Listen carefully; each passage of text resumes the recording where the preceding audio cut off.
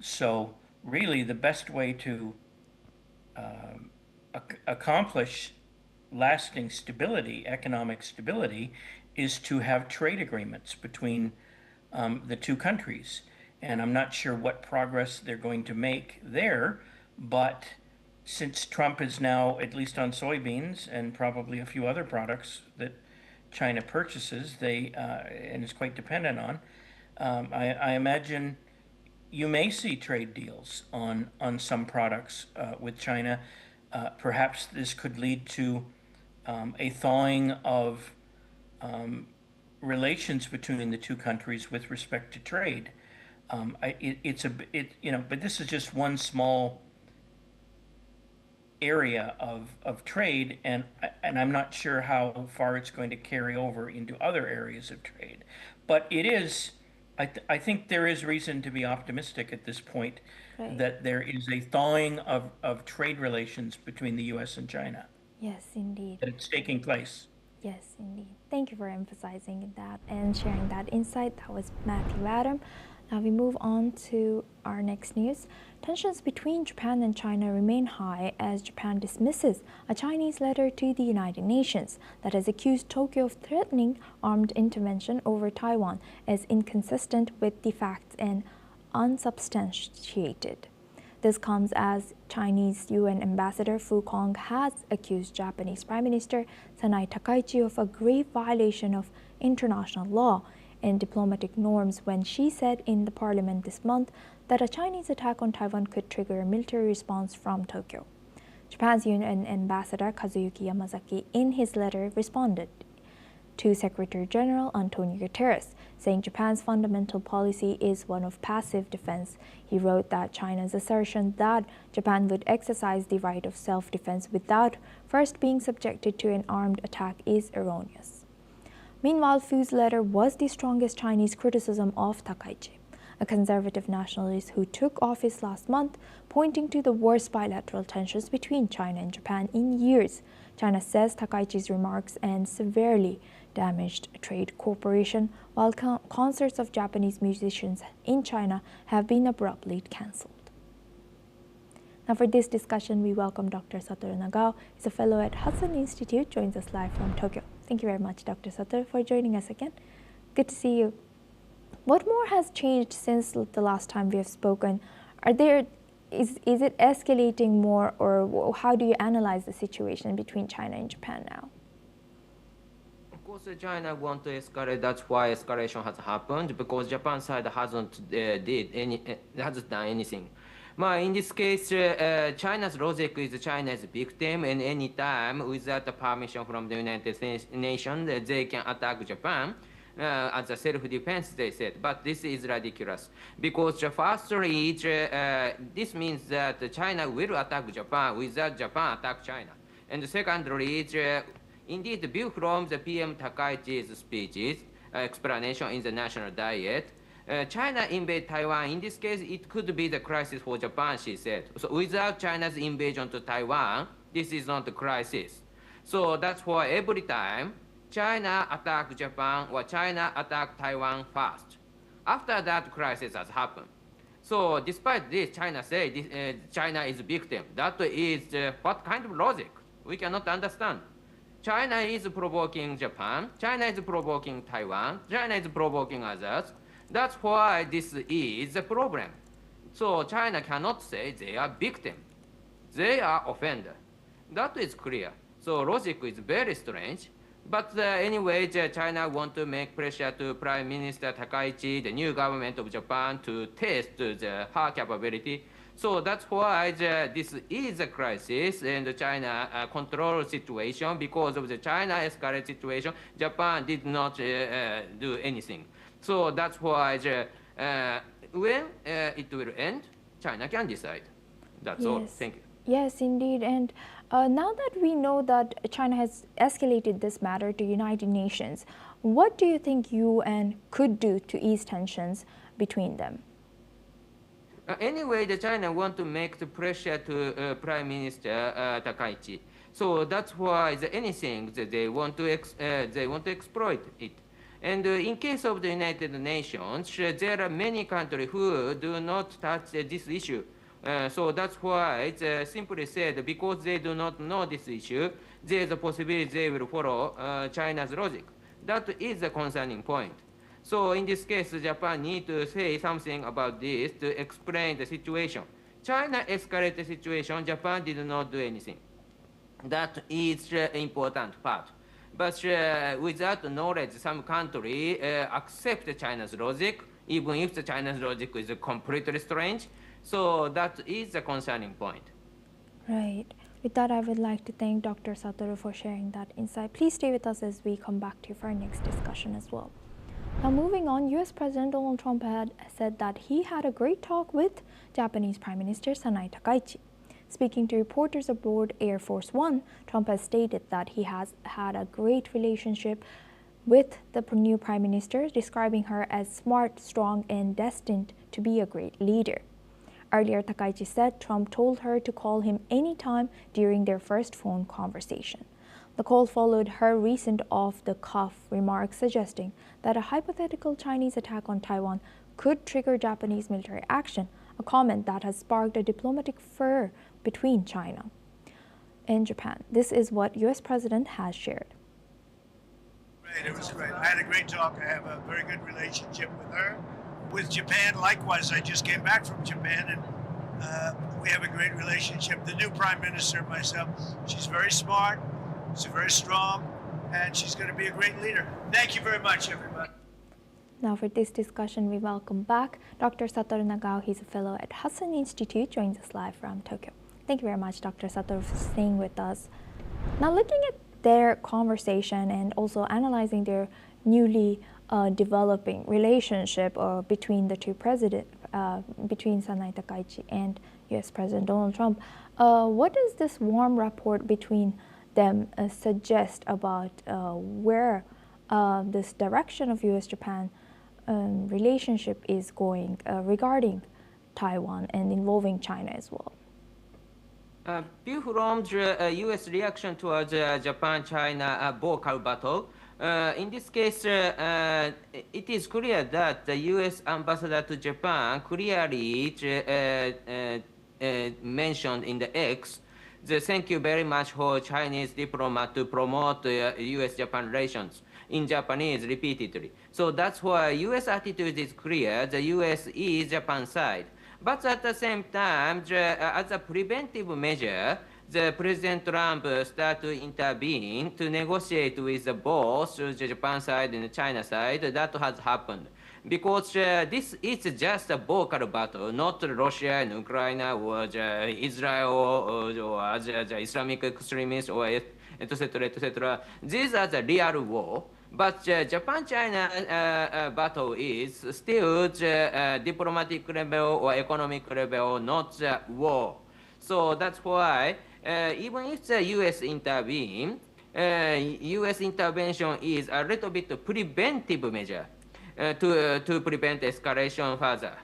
And at the same time, the U.S. side is very clear. U.S. stand with Japan in this case. So repeatedly, the U.S. ambassador to Japan, the Senkaku Island is part of the U.S.-Japan alliance.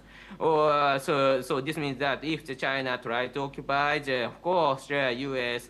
intervene. It's indicated by the U.S. ambassador to Japan by mentioning in the tweet repeatedly, especially in Japanese, not English, in Japanese repeatedly. So that's why this is sending the message to Japanese. The U.S. is stand with Japan, and so that is clear. So view from this, the U.S. intervention, President Trump's intervention in China and Japan, this is a preventive measure to stop the escalation. But at the same time, indeed, their stance is already clear. So view from this, Japan side, it is welcome if President Trump intervene. Right. And do you think should Japanese leaders be more cautious when making public remarks about regarding or involving Taiwan and hypothetical military scenarios? Or do you think this is necessary in today's geopolitical climate? In case of the Japan's discussion, it is such kind of discussion has clearly mentioned in the governmental side. But view from the democracy, this is not the right way. Because such kind of the basic level of discussion of the security is a problem. In this case, there is no discussion about the security issue around Japan. So this is not good for the democracy. Democratic country, security issue is a part of the important topic in the discussion. And such kind of the basic level of discussion, not a military operation or something like that. So that's why we must discuss, and the Prime Minister should explain this honestly. So that's why such kind of basic level, if the China say this is not the proper, but the view from the democratic country, we must say something about such kind of the basic level. So that's why we must say something. The Prime Minister should explain honestly that is needed. So if Japanese government recently repeatedly said next time we will be more cautious, will say more cautiously, yes, cautious. They care about the situation, that is true, but at the same time, they should explain honestly in front of the other Japanese voters that is needed in the democratic country. They should not stop remarking about the Taiwan issue, I think. Yes, indeed. And thank you for shedding light on the reality of Japan's situation. Can you also tell us why do you think China, how is Japan covering this issue right now? This issue is, of course, provocative, some people think. Because in Japan, there is no discussion class from the kindergarten to the university. So that's why how to discuss or debate class is not exist. How to discuss in the democratic country is not common. But in other country, in other democratic country, including, of course, India, of course, the United States, and these countries, the people discuss the political matter more freely. Yes. So that's why Japan should be the country like this democratic country. In this case, debate is very important. And in case of the debate about national security, such kind of the basic level of explanation from the Prime Minister is just a common level, not a provocative level. So China is not democratic country, then they say that this is not proper, because China is not a democratic country. But Japan is a democratic country. This means that we should not stop to say that. Yes, indeed. So government is a little bit worried about China's response, but that is not proper, I think. Yes, 100% agree. And also, I do agree that I wish it was more encouraged in Japanese education system. Thank you for sharing that, Dr. Satoru Nagao, all the way from Japan. Now we move on and we stay in the region. Taiwan's President Lai Ching-te has announced plans to introduce a supplementary $40 billion defense budget to strengthen the island's military capabilities. In a Washington, Lai has emphasized that this new spending will include significant purchases of U.S. arms and aims to enhance Taiwan's defense strategy. The move comes as Taiwan faces increased military pressure from China, which claims Taiwan as its own territory. Lai has also reaffirmed his commitment to dialogue with Beijing, although China has rejected his efforts. Lai has previously set a goal for Taiwan's defense spending to reach 5% of the GDP by 2030. For 2026, Taiwan's proposed defense budget is expected to surpass $30.25 billion. This step aligns with U.S. calls for Taiwan to bolster its defense spending, a matter the United States has consistently emphasized in its relations with its allies. Now for this discussion, we welcome back Matthew Adam. He's an American journalist and author, joins us live from Washington, D.C. Thank you very much, Matthew, for staying with us. Hi. Hi. Sure. Thank you. Looking at this, how might this U.S. encouragement of higher defense spending among its allies, how do you think this is affecting and shaping Taiwan's long-term security posture? President Donald Trump has long maintained that America's strategic allies around the globe, strategic partners, I should say, around the planet, are not paying their fair share of defense, and has asked them to increase their defense budgets.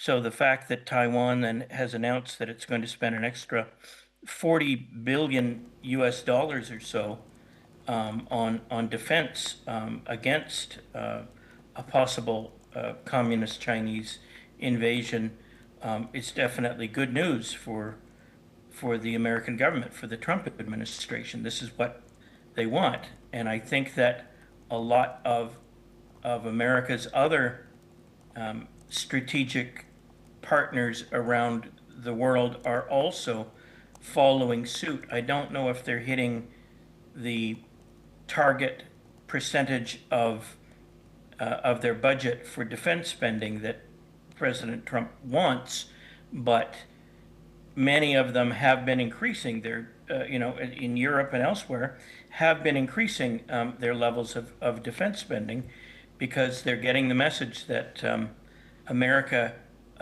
doesn't want to subsidize them as generously in terms of military protection as it has in the past. So I imagine that this step by Taiwan is the first of many that are going to take place in Taiwan to increase the defense spending and among U.S. strategic partners around the globe, because to use an American expression, that the gravy train is coming to an end. They're going to have to start to pay for their own military defense, at least maybe not 100%, but they're going to have to pay more towards it because President Donald Trump doesn't think that the U.S. taxpayer should be subsidizing them as lavishly as they have done in the past. Yes, and Matthew, how do you think this move or encouragement and call by U.S. could it also risk escalating tensions with Beijing, despite President Li's stated willingness for dialogue? Well, yeah, for sure, it's going to escalate tensions with China, but I don't think President Trump is worried too much about escalating military tensions with China. He has been denouncing China for years, and I think he's fine with the dictatorship in Beijing being unhappy with him on military matters. So I don't think he really cares. Short of an actual war breaking out, if the Chinese are unhappy, then I think Donald Trump thinks that he's doing his job properly. Right. With that, I would like to thank Mr. Matthew Adam for joining us today and sharing that insight all the way from Washington, D.C. Now we move on to our next news. Taiwan's President Lai Ching-te has expressed increasing alarm over China's growing influence and military pressure. He has noted that Beijing is intensifying its infiltration campaigns within Taiwan, while also ramping up military drills and gray zone harassment near the island. President Lai has stressed that the most significant threat to Taiwan is not just military action, but the potential for compromise, which could lead to war. He has reaffirmed that Taiwan will adopt a strategy of self-defense with plans to bolster protection for its high-tech sector and improve its military procurement process. President Lai has also highlighted that Taiwan will remain firm in rejecting Beijing's one China, one country, two systems model, calling it a red line. He has emphasized the need to counter China's transnational repression and protect Taiwan's citizens. And he has also outlined efforts to achieve high levels of combat readiness by 2027.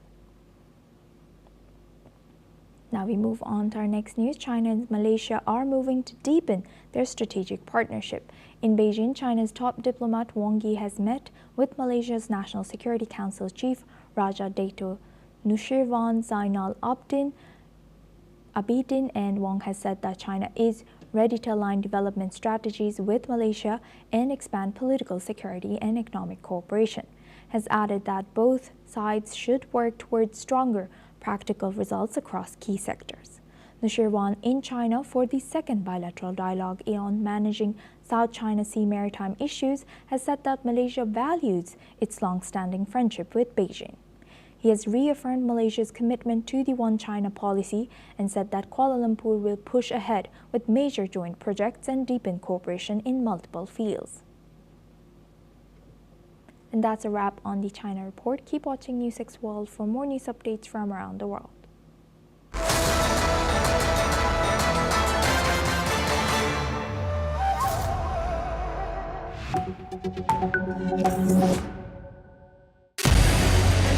What we can do as the Interparliamentary Union to strengthen democracy, to promote human rights, to ensure that humanitarian law is respected. UN Security Council needs a makeover, a comprehensive reform, and India deserves a position there, a role there. Prime Minister Modi during Operation Sindoor made it amply clear that war has never been India's choice. We are with the side of peace. We are neither neutral nor indifferent. We are with peace. We would have dealt with the US a whole lot on trade and those kinds of things, and that's not as certain these days. So we have to go back and look at our European partners, our Asian partners. An opportunity to exchange, to have a dialogue, to have a debate on a different perspective on finding the solution of the conflict. First thing that is important to have a common ground, and that we do have with humanitarian laws and human rights, but also to say, okay, what does it mean for us as a country to act on these laws and how can we work together? When we realize that there's something wrong with democracy, the institutions and policies, values come together and we take stock, and it's possible then to improve and chart a new course for democracy. It's the people's right to self-determination, and if they want to be independent, they should be independent. We will not start a war against Greenland.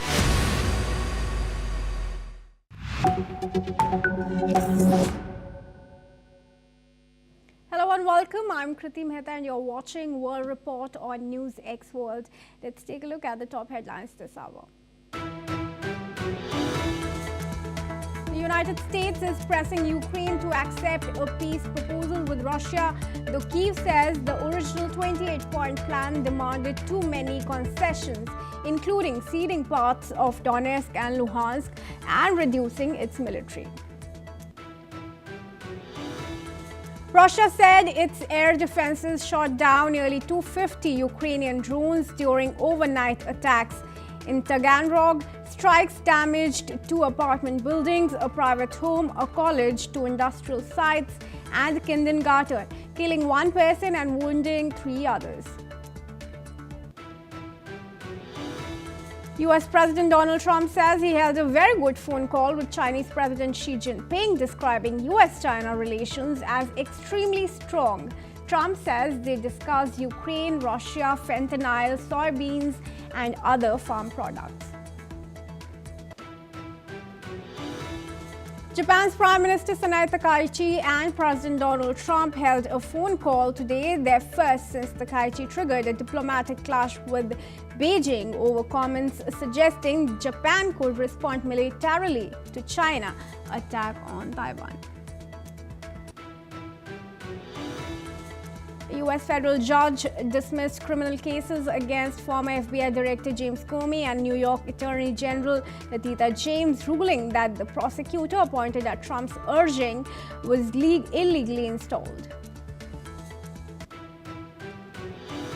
Moscow and Beijing are exploring ways to increase Russian oil shipments to China. Russian Deputy Prime Minister Alexander Novak said now China is currently importing about 1.4 million barrels per day by sea and 900,000 barrels per day via pipeline. The Trump administration officially designated the Venezuelan group Cartel de los Soles as a terrorist organization on Monday, even though questions remain about whether the group truly exists. Severe flooding in southern Thailand has killed 13 people and affected nearly 2 million, hitting 9 provinces including Surat Thani, Songkhla and Patani. Evacuations are underway in low-lying areas like Hatay with military and rescue teams deployed.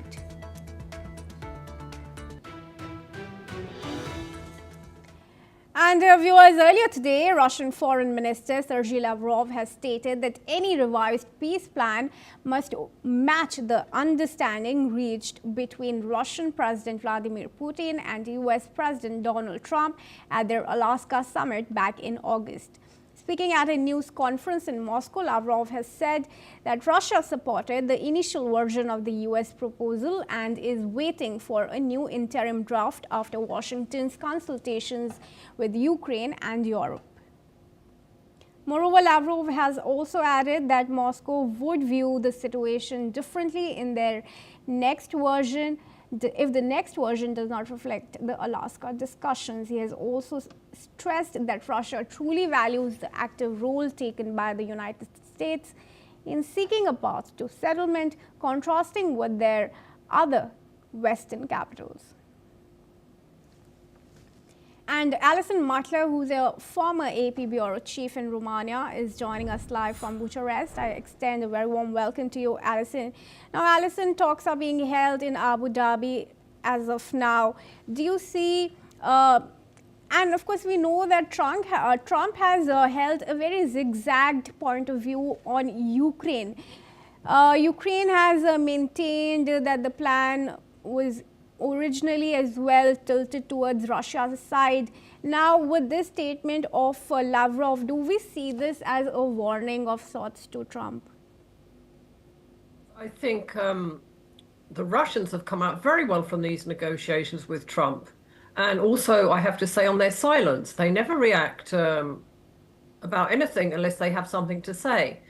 And they played very cool this last week, whereas Trump has been very noisy. He said it has to be done by Thursday. He's shown his impatience with Ukraine. Then they changed their tune a bit. Then it was unclear whether this proposal was actually drafted by the Russians and quickly translated with AI into English, whereas the Russians have been very cool about it. The Ukrainians obviously have been more alarmed, as has the European leaders, and there's been a flurry of meetings and discussions, and those are carrying on.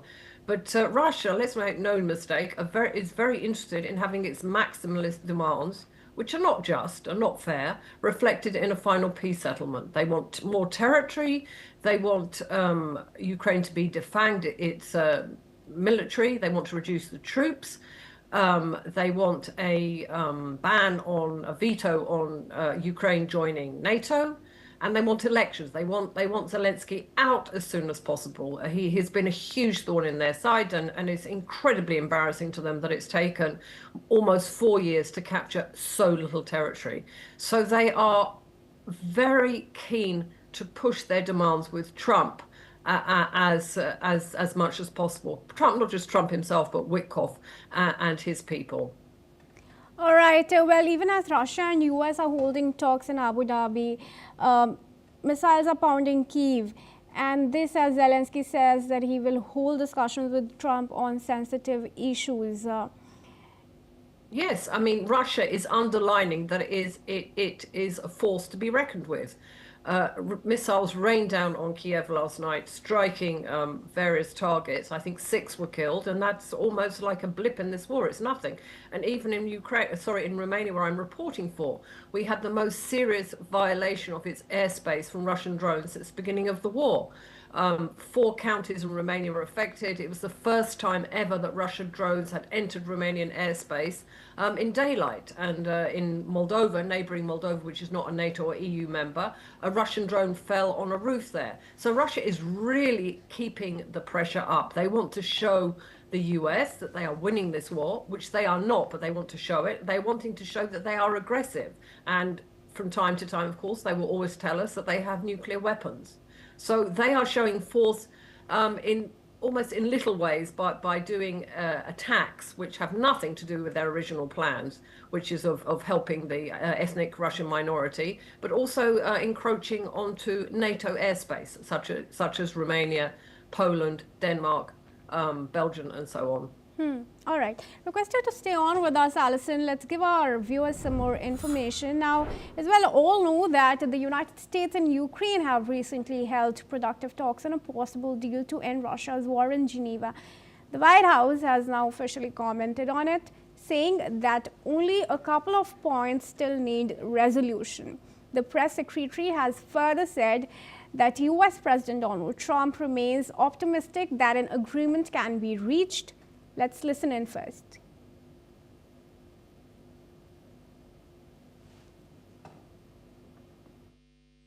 And they were really able to fine-tune the points. And so now there are just a couple points of disagreement that our teams continue to work through. You know, President Trump stopped the funding of this war, but the United States is still sending or selling a big amount of weapons to NATO. We cannot do that forever. And the president wants this war to end. He is a peacetime president. That's what he's pursuing. And today he remains optimistic and hopeful. And I know our teams are working around the clock to try to get this deal to an end. All right, let's bring back Alison into the discussion. Alison, what does Trump administration really mean when it says that weapons flow is now unsustainable? I think, as his spokeswoman said, that Trump, okay, he has proved, as you said earlier, zigzagged, but he's generally been more pro-Putin than pro-Zelensky. That's without a question of doubt. But his overriding desire is not just to give a deal to Moscow, because he wants to come up top himself, but it's to end this war. But even when we saw the original peace plan, or we heard reports of it, which was, I think most media said it was a hot mess. I would say it was pretty amateur. He knew very well that Ukraine would not agree to many of these points, which is what scrambled the European leaders and Ukraine to come up with an alternative plan. And of course, he is a master negotiator. He's very well aware of that you can't just have Russia and the United States working over the head of Ukraine and of Europe. So he's realistic about that, but his key overriding desire is to have a peace settlement as soon as possible. Initially, he told Ukraine they basically had to surrender and agree to this peace plan by Thanksgiving, but that's now been softened out a bit. Marco Rubio said, well, it doesn't really matter if it's Wednesday, Thursday, next Monday, etc., etc. But it's clear for the United States that the timeline is short.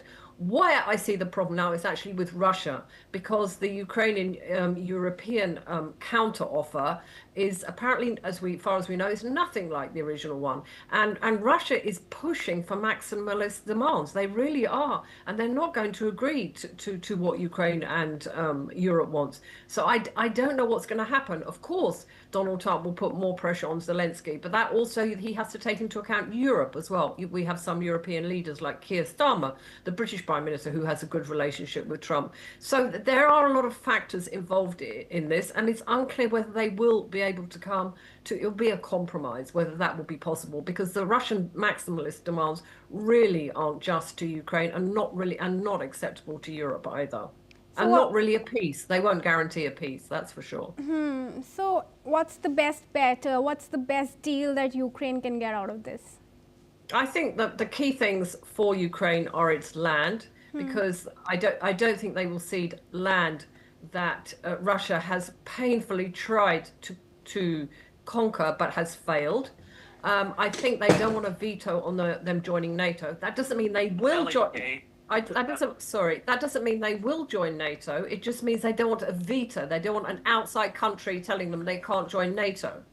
So I think that's important. I don't think they want any obligation on another country telling them they have to hold elections in 100 days. They have to look at their own constitution when they have to hold elections. Why should Russia tell them when they have to hold elections? So I think those are sort of sticking points. But I'm sure Ukraine, whether it says so publicly or not, would agree to cede some territory, because Russia has conquered some territory. Particularly the Russians are interested in the east, where they have their own ethnic Russian minority, and also there are key mineral deposits the US are interested in. So there may be some leeway with that. Russia sort of threw an olive branch that Ukraine could join the EU. That again is a question for the EU, because the country is certainly not ready. But I don't think Ukraine will agree to Russia also telling it has to pare down its military. Maybe it would reduce it slightly, but not to the levels that Russia would want it. So there might be some leeway on those issues. All right. Well, I'll leave you at that, Alison. Thanks for joining us and sharing your opinion with us here at NewsX World. Without words, let's move on. Now, a new United Nations report has warned that the Palestinian economy has suffered an unprecedented collapse as a result of the two-year war in Gaza and sweeping economic restrictions. According to the UN Conference on Trade and Development, decades of socio-economic progress in the occupied Palestinian territory have been reversed due to widespread destruction of infrastructure, productive assets, as well as public services. Now, the report finds that by the end of last year, Palestinian GDP per capita had fallen back to 2003 levels, effectively wiping out 22 years of development gains. It describes the resulting economic crisis as one of the 10 most severely global since 1960. Conditions in the West Bank have also sharply deteriorated, with the region experiencing its most significant downturn on record. UNCTAD attributes this to heightened movement and access restrictions, along with a steep decline in economic opportunities across all sectors. And I want to welcome Ali Mohammed Abu Shbak, who's joining us from the Middle East. He's a researcher. Very warm welcome to you, and thanks for joining us here on NewsX World. I just want to ask you first, how long is Palestine going to take to recover all these losses that it has occurred in the 2 years of war? Oh, thank you for having me. The thing is about recovering, it will take a very long time. But first of all, Israel's occupation, it's maintaining that their process and their policy to weaken the Palestinian Authority in West Bank, and also limited their rule in Gaza. Especially we are talking about the conflict in Gaza and who's going to rule Gaza the day one after the second phase of negotiation between Hamas and Israel. Up to now, there is no agreement between Israel and several of countries who will rule Gaza, and about also the international forces that safekeeper.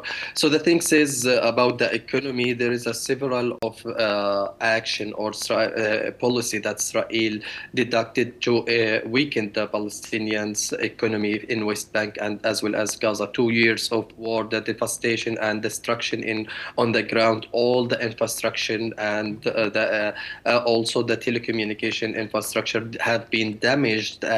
It will take a very long time in Gaza. In West Bank, Israel's also detains the Palestinians' taxes and fees. Under the umbrella of claim that the Palestinian Authority supporting the terrorists, because Palestinian Authority support some people who got lost and who casualties during this conflict. They consider it as supporting for the terrorists. Also in West Bank, there is a several of settlement also. Limited the Palestinians' economy to grow up more. We are talking also that all the Palestinians' economy, it's following the Israelis' economy, and most of that things Israel prohibited for the Palestinians' company to sign or to agree with another company. Globally, for example, in communication, Palestinians should take the service from Israelis' economy. For Israelis company, not from other international company like that communication companies. So also we are talking about the telecommunication technologies that's also prohibited development. Israel prohibited for this company to develop and to be more modern. So in Gaza there is a no 3G, and in West Bank there is a limitation for 3G. So all of these policy on the ground prohibited for the Palestinian, not only economically, also society and also the political to grow up and to develop. This is for one aims. Israel try to insist to not let the Palestinians to establish their statehood and insist there is no Palestinian statehood. On the ground, there is a settlement. Also, Israelis restriction on the mobility in West Bank, in Gaza. There is no borders. All the borders is closed. So this is a human-made crisis to limited the Palestinians and forced the Palestinians to flee their lands, because economy one of the significant tool for steadfast and stay in this land. So that's making the Palestinian too frustrated and leave this country and look forward another country to immigrate or to stay in. So it's a very clear the Palestinian economy will not recover very soon unless the Israeli occupation is still on the ground and their policies still suffocated the Palestinian, not only economy but also about the human. There's no doubt about the war in Gaza, and everyone knows what's happening in Gaza and the Israelis' violation of the human rights and the human charities. So that's make it more incredible on the ground. I guess people more desperate, more frustrated. If you will talk about the poverty line, several of people in Gaza under the poverty line, and there is no one could secure their daily supplies in Gaza without any support or without any donation or without any aids from outside. And now, given the downturn that the Palestinian and the West Bank region is facing, and with Israeli settlements there now demolishing the Palestinian homes, are the Israeli settlements going to be expanding there?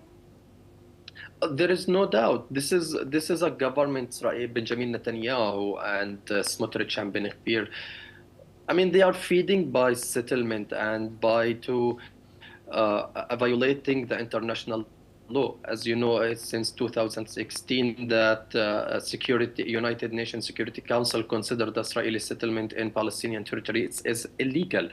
And since 2016 up to date, you can count how many thousands of Israeli settlement units have been established in Palestinian territories. That's make it the situation more complicated, and that's prohibited for the Palestinian to establish their statehood. That's why they are fighting Palestinian. I guess they are fighting for self-independence and for self-determination, not only because they have some problem or issue with the Israelis the settler, but we have seen and observed several of footage that how much the settler violated the human rights and how much they are violating the Palestinians it's the Palestinian territories without any right and under the cover of the Israeli soldier. So that's it make it more incredible, and I guess they are going to more extended. And Smotrich was very clear during the war in Gaza, and he said should be reestablished the Israeli settlement in Gaza. Because in 2005, during the Ariel Sharon period when he was a prime minister in Israel, in 2005 Israel withdrew from Gaza. Here in settlement, but now Smotrich and Ben Gvir, they are supporting this idea and to resettle Gaza and to be. There is some Israelis settlement in Gaza. At the point that Israel size up to now. So that's make it more difficult for the Palestinians to establish their statehood, and will increase the conflict, I guess, because here we are. The natural of this conflict is about the existence. Palestinians want to prove their existence on the ground, and Israeli want to prove their existence there in the land. But also from the Benjamin Netanyahu's government, they don't want to let the Palestinians establish their statehood. And he was very clear on media and in several of statements. He said, "I will not set the Palestinian statehood in the line 1967." All right. Thank you for sharing that with us. But I requested to stay on as we have some more information to give our viewers from the area there. Now, the Gaza Humanitarian Foundation, which is a US and Israeli-backed group that distributed an aid outside traditional UN channels, has also announced that it is shutting down operations. The move follows months of criticism after hundreds of Palestinians were killed while attempting to reach its sites, many of which were placed far from population centers. GHF, which launched in May as a temporary emergency initiative, suspended work after the October 10 ceasefire. Executive Director John Ekry said in a US-led coordination center overseeing President Donald Trump's Gaza plan will now adopt and expand GHF's model. Despite receiving tens of millions in US funding, GHF has declined to reveal other donors. It says it delivered 187 million meals over 6 months, less than 1 meal a day for Gaza's 2 million people. Hamas has welcomed the closure, while the US State Department thanked GHF for its contributions. And I want to bring back Ali into the discussions here. Ali, now with the more and more help groups shutting down their operations, we do know that Palestinians are going to be moving out, but are these refugees going to be accepted by too many countries? I guess about the GHF, it's a very complicated because we have seen several of criticism about this their rule in Gaza, and we have seen on television, on the news, how many casualties have been killed during the collecting their aids from GHF, and it was a controversial rule in Gaza. Hamas used to claim that GHF it's used the Palestinian and civilians to recruit them against the Palestinian community and recruit them for collecting the information on the ground rather than the Israelis' intelligence service work on the ground. So, and also we have seen Witkoff, he visit the GHF after the criticism of and lambasting the GHF. We have seen several of things happen on the ground. So I guess now it has no rule on.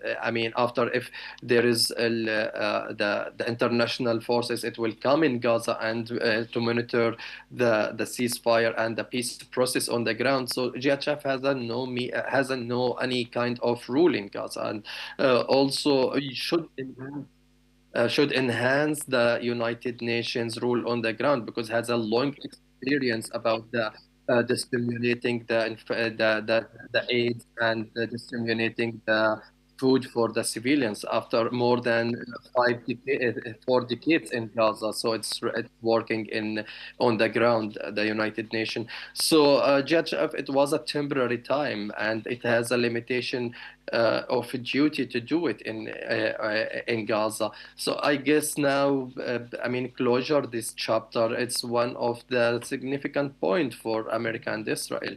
And as you know that several of media and experts, they criticize their rule on the ground. Thank you, Ali, for joining us for now and sharing that with us. We appreciate you giving us your time. And now, viewers, let's move on to another big story that we're tracking for you here at NewsX World. The Federal Aviation Administration has announced that it will send investigative letters to airlines that did not comply with flight reduction orders at 40 major US airports during the government shutdown. FAA administration and Administrator Brian Bedford stated that airlines failing to reduce capacity as required to address air traffic control safety concerns will be investigated. Transportation Secretary Sean Duffy emphasized that airlines must follow FAA directives, warning of accountability for non-compliance. Although the FAA initially sought a 10% reduction in domestic flights, the requirement was later lowered to 6% and then 3% before being lifted entirely on November 16. Despite these orders, data from aviation analytics firm Cirium revealed that airlines largely failed to meet the reduction goals. By the end of the shutdown, only 0.25% of flights were cancelled, far below the 3% threshold. Airlines may face fines of up to $75,000 for each flight that exceeds the mandated limits. The flight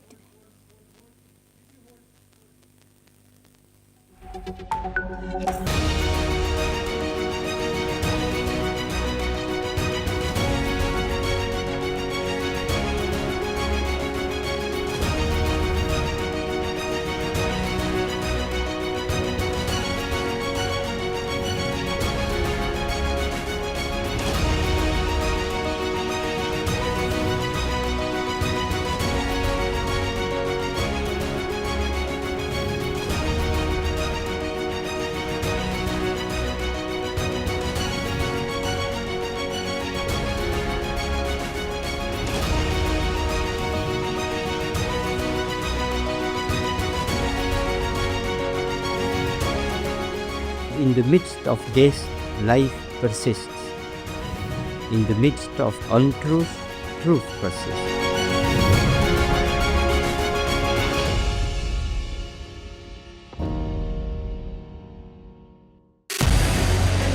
What we can do as the Interparliamentary Union to strengthen democracy, to promote human rights, to ensure that humanitarian law is respected. UN Security Council needs a makeover, a comprehensive reform, and India deserves a position there, a role there. Prime Minister Modi during Operation Sindoor made it amply clear that war has never been India's choice. We are with the side of peace. We are neither neutral nor indifferent. We are with peace. We would have dealt with US a whole lot on trade and those kinds of things, and that's not as certain these days. So we have to go back and look at our European partners, our Asian partners. An opportunity to exchange, to have a dialogue, to have a debate on a different perspective on finding the solution of the conflict. First thing that is important to have a common ground, and that we do have with humanitarian laws and human rights, but also to say, okay, what does it mean for us as a country to act on these laws, and how can we work together? When we realize that there's something wrong with democracy, the institutions and policies, values come together and we take stock, and it's possible then to improve and chart a new course for democracy. It's the people's right to self-determination, and if they want to be independent, they should be independent. We will not start a war against Greenland.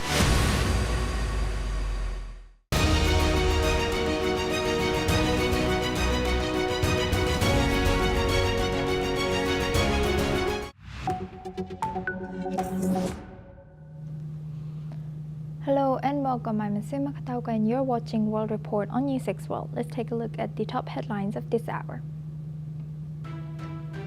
As the conundrum over Russia-Ukraine peace deal grows, Ukraine hints at hope, says common understanding reached with United States on peace deal aimed at ending the war with Russia.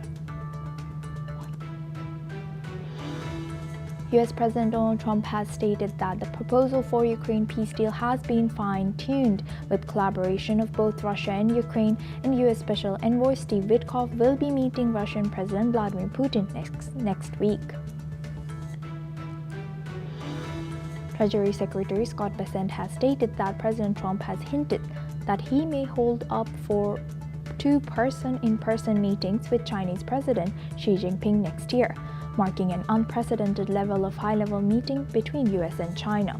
This comes as China agrees to buy at least 87.5 million metric tons of US grain over the next 3.5 years. China has warned it will crush all foreign interference over Taiwan after Japan announced plans to deploy missiles near the island, as Beijing reasserted its claim over Taiwan and criticized Japan's move. Taiwan has maintained that only Taiwan can decide the island's future. This comes as Taiwan announces that they are to boost their defense spending to increase Taiwan's 2026 defense spending to 3.32% of the GDP, with Taiwanese President Lai declaring that the move aims to deter Beijing. As Taiwan's President Lai Ching-te officially announced a $40 billion supplementary defense budget to boost significant new U.S. arms purchases as China intensifies pressure and Washington urges Taipei to spend more, Lai has declared that the move aims to deter Beijing while reaffirming his commitment to democracy, dialogue, and peace.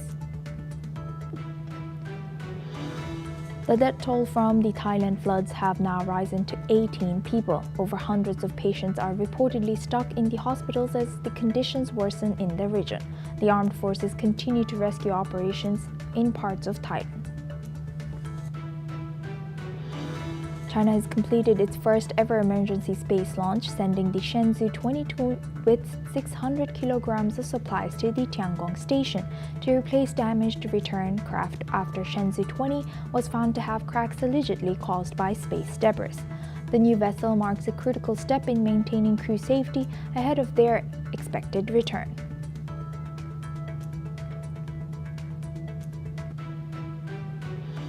Now we start with Ukraine and Russia. Ukraine's President Volodymyr Zelensky says he's ready to move forward on a US-backed framework to end the war with Russia and to address the most sensitive issues directly with the US President Donald Trump, along with Europe at the table.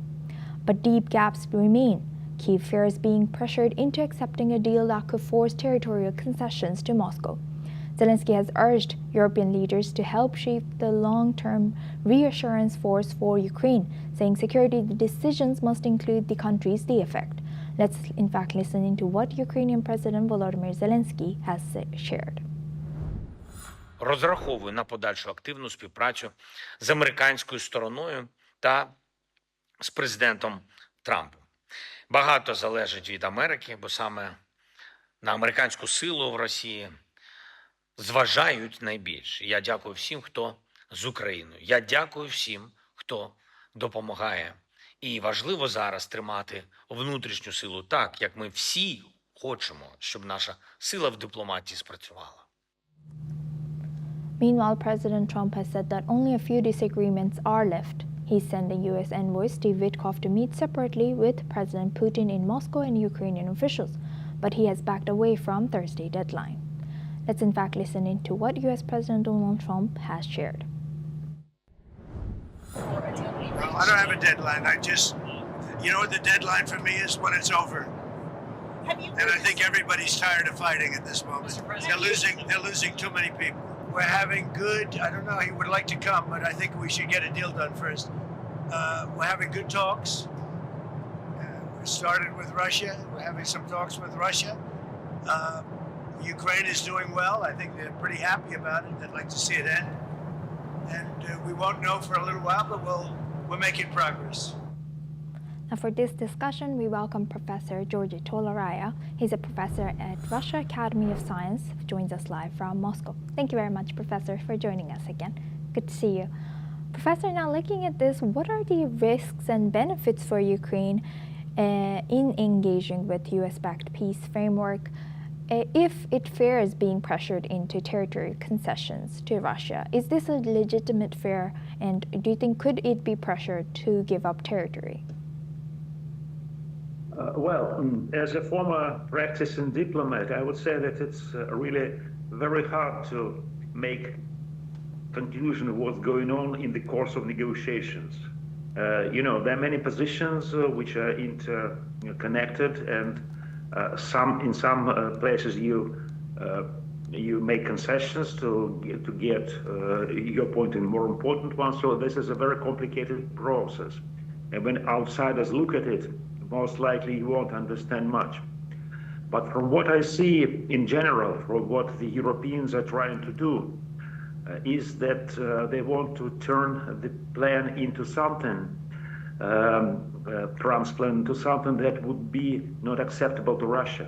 Because for Russia, generally speaking, the difference is between the as in chess, between the victory and the draw. We cannot speak about Russia's defeat, of course, but what the Europeans are trying to do to make it a draw. You know that there's no victory for anybody.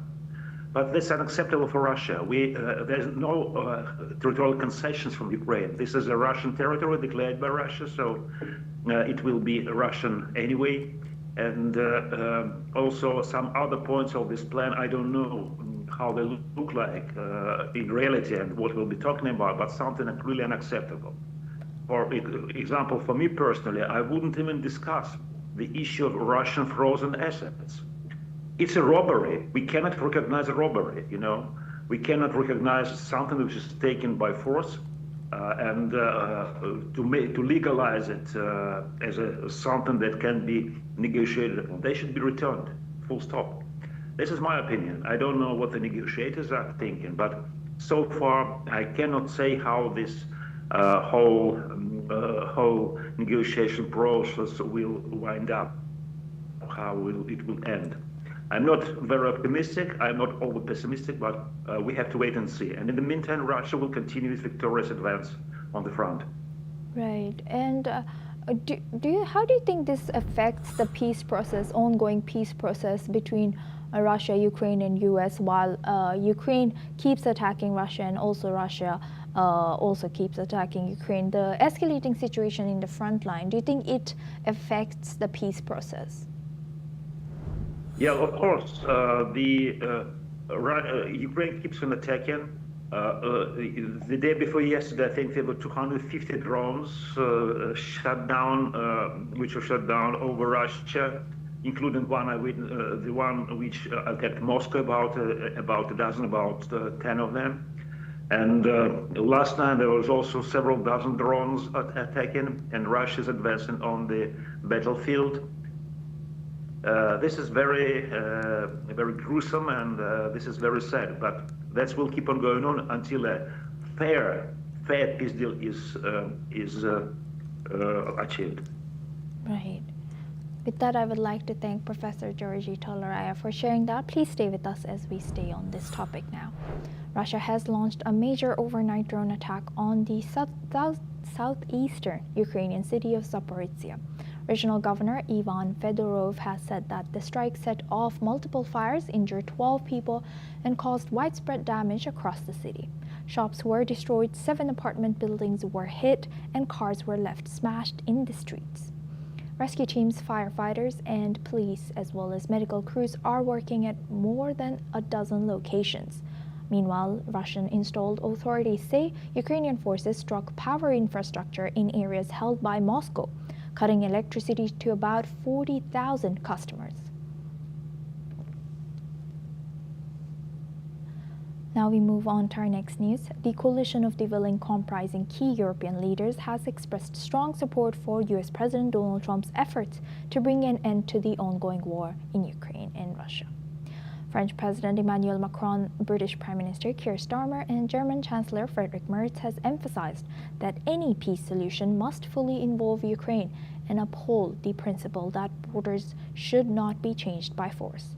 In a related development, Prime Minister Starmer has announced that the UK is prepared to move forward with the European Union on a plan to immobilize Russian assets. Starmer has stated that freezing Russian assets is the best way to pressure President Vladimir Putin to negotiate for peace, signaling that the UK is committed to supporting Ukraine both in war and in potential peace talks. Let's listen in. We, the UK, are ready to move with the EU on providing financial support based on the value of the immobilised assets. This is the best way to show Putin he should negotiate, rather than trying to outweight us. And it's the best way for us to be ready to support Ukraine in war or in peace. So even as we work towards peace, and we are, there can be no letting up of support to keep Ukraine in the fight. And that requires urgent solutions on things like financing and capability. And I know on financing, Ursula and Antonio's teams are working pretty well around the clock now. We're really thankful to them for everything they're putting in on this. And I know that EU leaders are looking at this in the next few weeks. Now for this discussion, we welcome back Professor Georgi Toloraya from Moscow. Thank you very much, Professor, for staying with us. Now, how do you see the coalition of the willing stance of, everything about Ukraine should include Ukraine, but everything about Russia and Ukraine doesn't have to include Russia in the talks? How do you see their view affecting the talks? Does it strengthen or complicate President Trump's efforts to negotiate an end to the war?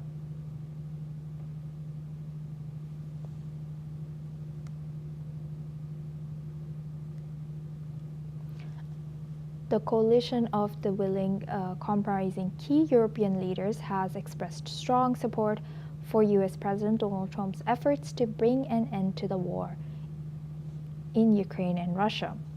French President Emmanuel Macron, British Prime Minister Keir Starmer, and German Chancellor Friedrich Merz has emphasized that any peace solution must fully involve Ukraine and uphold the principle that borders should not be changed by force. In a related development, Prime Minister Keir Starmer has announced that the UK is prepared to move forward with the European Union on a plan to immobilize Russian assets. Starmer has stated that freezing Russian assets is the best way to pressure President Vladimir Putin to negotiate for peace, signaling that the UK is committed to supporting Ukraine both in war and in potential peace talks.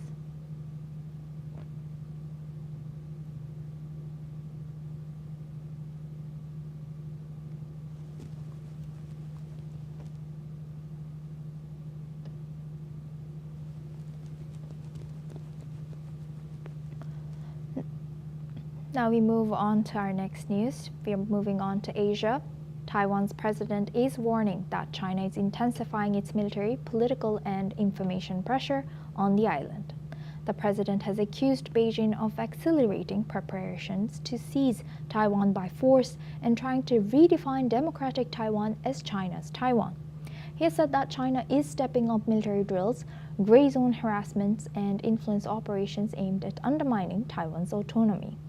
The president has also warned that threats to the border Indo-Pacific are rising as Taiwan faces increasing attempts at infiltration and coercion. His remarks come amid a steady rise in Chinese military activity around the island, along with ongoing cyber disinformation and political influence campaigns documented by Taiwan's security agencies. Taiwan says it will continue strengthening its defense posture and deepening partnerships with like-minded democracies to maintain stability. Now for this discussion, we welcome Mr. Andrew K.P. Long. He's an independent China strategist, joins us live from Hong Kong. Thank you very much, Andrew, for joining us again. Good to see you. Now, Andrew, how do you think China sees Taiwan increasingly or boosting up their defense and buying more arms from U.S.? Well, nothing much has changed in the dynamics. First of all, Taiwan is, of course, not a nation recognized by the United Nations, nor by the United States, or by virtually all the countries across the group.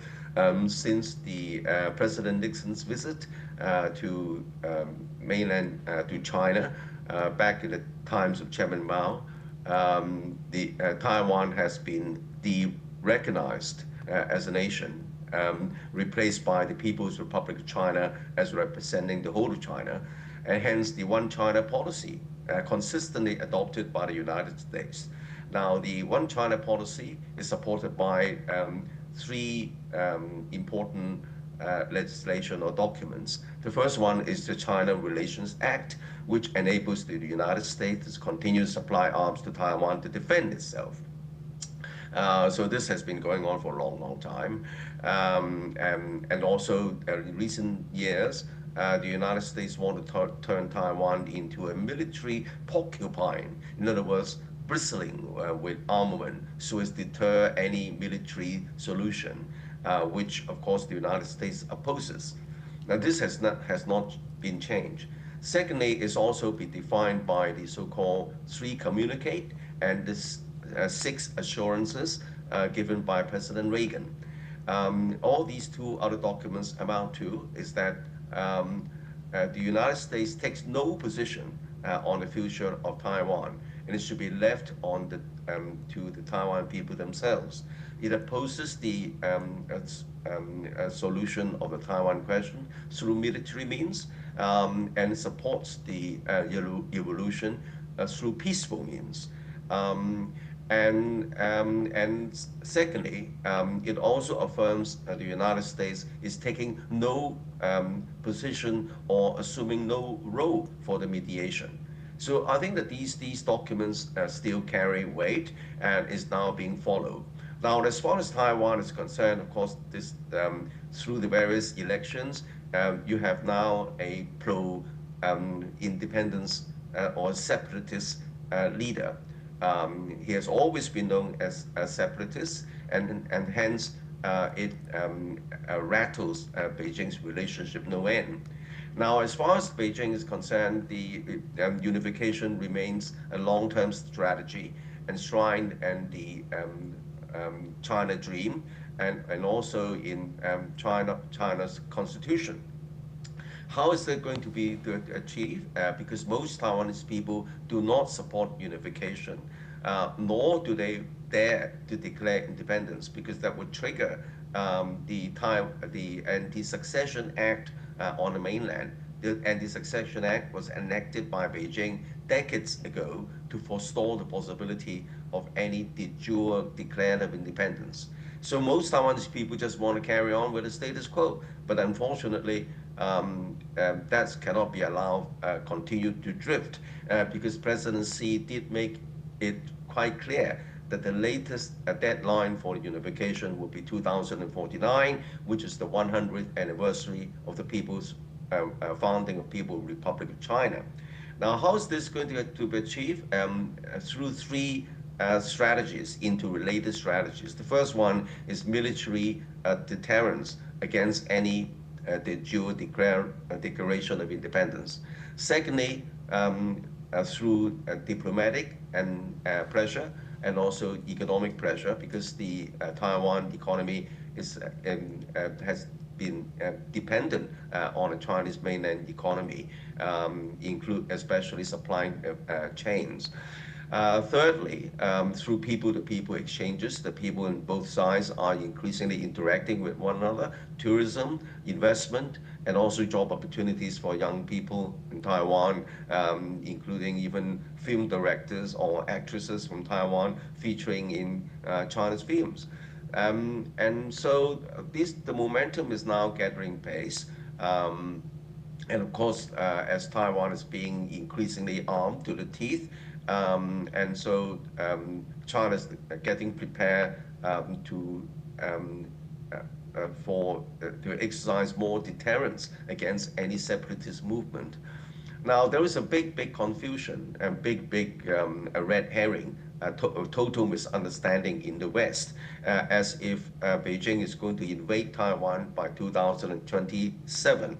Now, the date was mentioned by President Xi, but only to get the People's Liberation Army to be fully prepared to be able to mount a military deterrence against any separatist movement.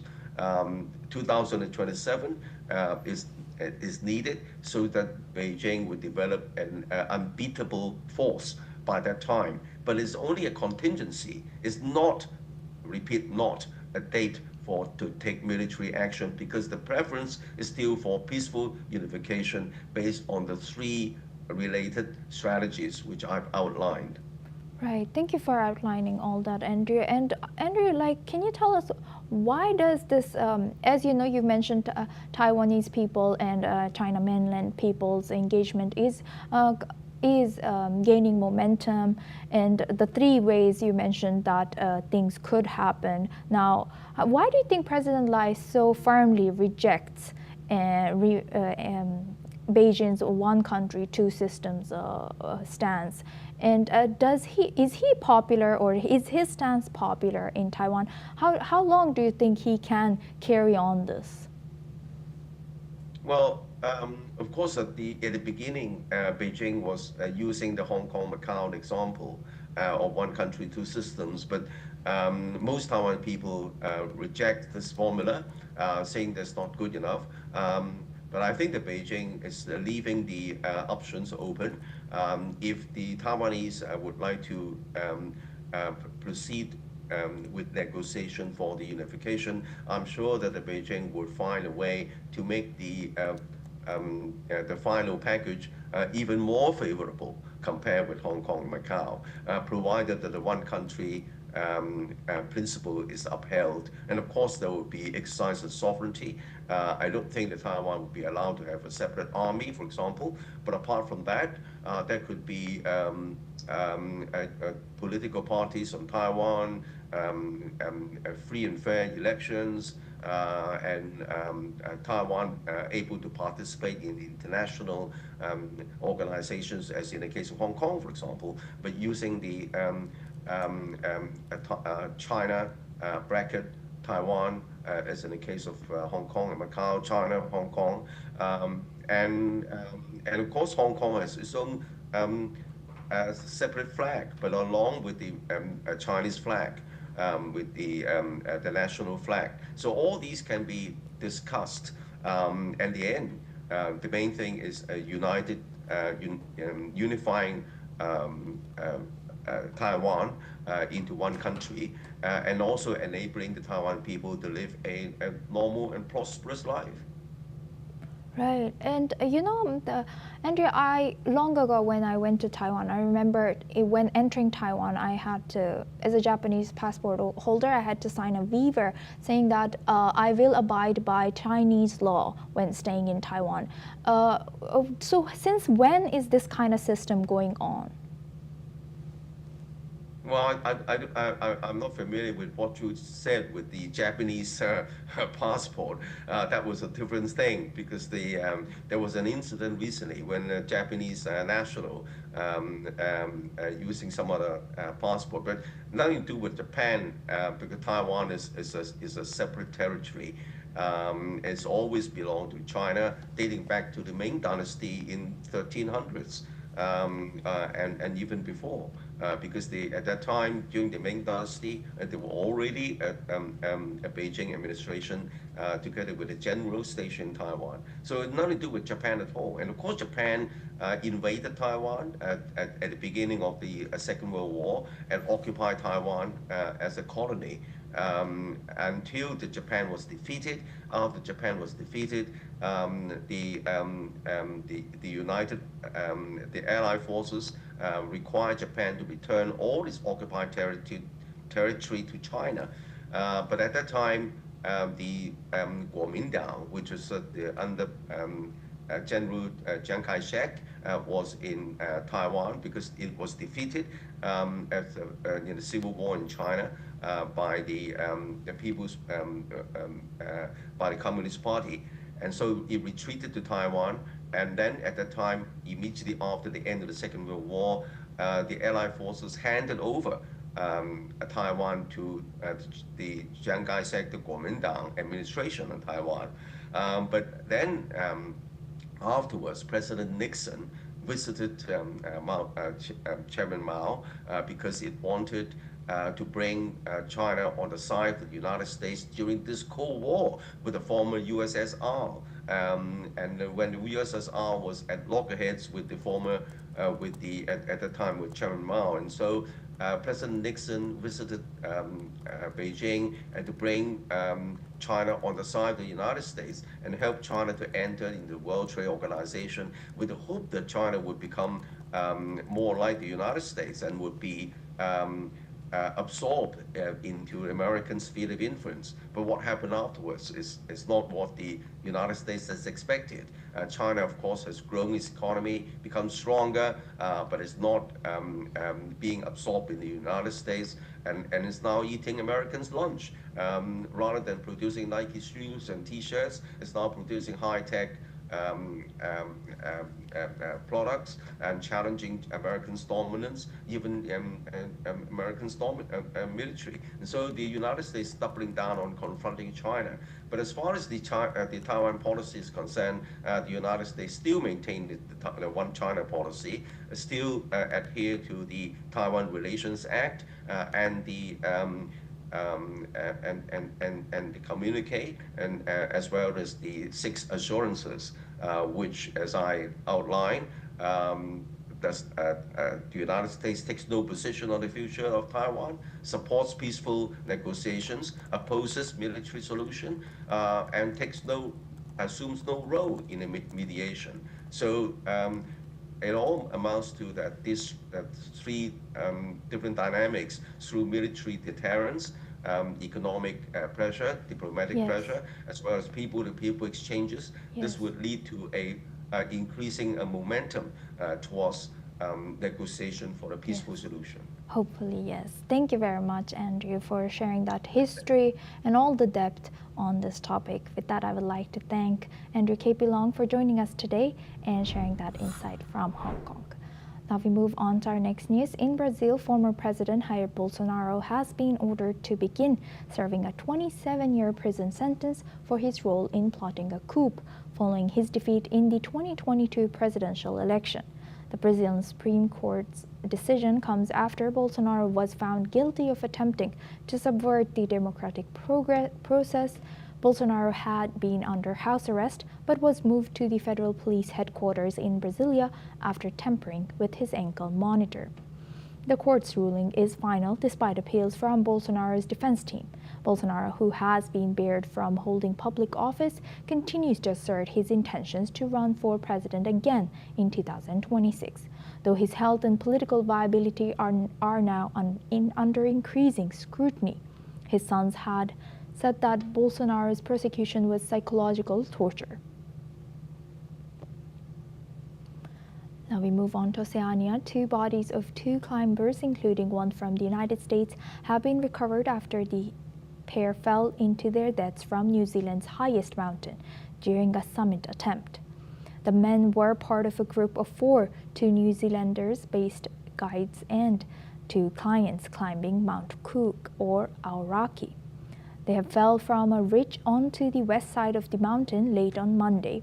Police were notified at around 11:20 p.m. local time, and a search and rescue team located 2 members of the group uninjured in the early hours of Tuesday. Helicopters continued to search through the night and located the bodies of the 2 missing climbers and recovered their bodies around midday. Over the past century, dozens of climbers have died on this mountain, where rock falls are common and avalanches often occur at higher altitudes. Now we move on to Indonesia. At least 8 people have been killed and more than 2,000 residents have been displaced after severe flooding swept through the Sibolga region of North Sumatra in Indonesia. Officials say heavy overnight rains triggered flash floods and landslides, inundating homes and cutting off several communities. Authorities say the number of evacuees could rise as teams continue to assess the damage. With more heavy rain forecast for the region, Indonesia's Search and Rescue Agency is urging people to avoid low-lying and flood-prone areas. Emergency crews remain on high alert as conditions continue to deteriorate. And that's all we have time for. Keep watching NewsX World for more news updates from around the world.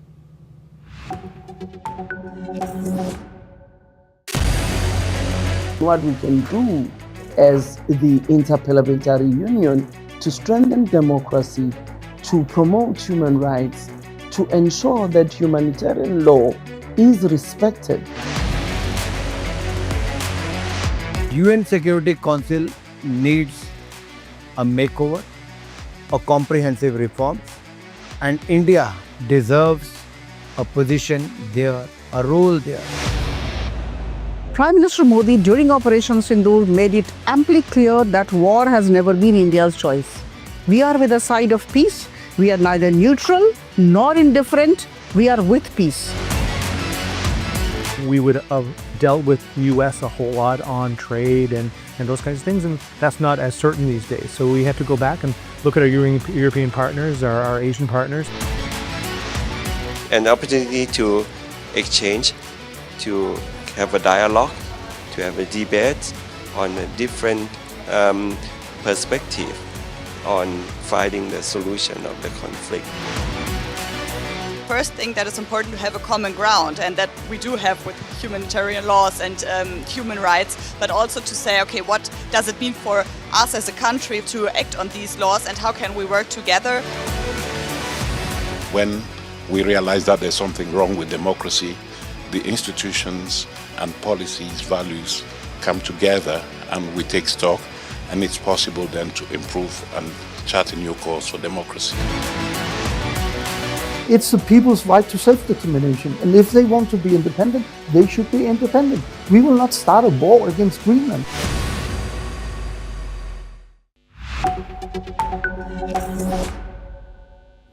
Hello and welcome. I'm Kriti Mehta and you're watching World Report on NewsX World. Let's take a look at the top headlines this hour. US and Russia hold peace talks in Abu Dhabi as missiles compound. Kyiv, US Army Secretary Dan Driscoll has held unannounced talks with Russian officials in Abu Dhabi as part of an intense new push by President Donald Trump's administration to end the war in Ukraine. British leader Keir Starmer warned there was a tough road ahead to secure lasting peace in Ukraine in comments made Tuesday before a call of the so-called Coalition of the Willing.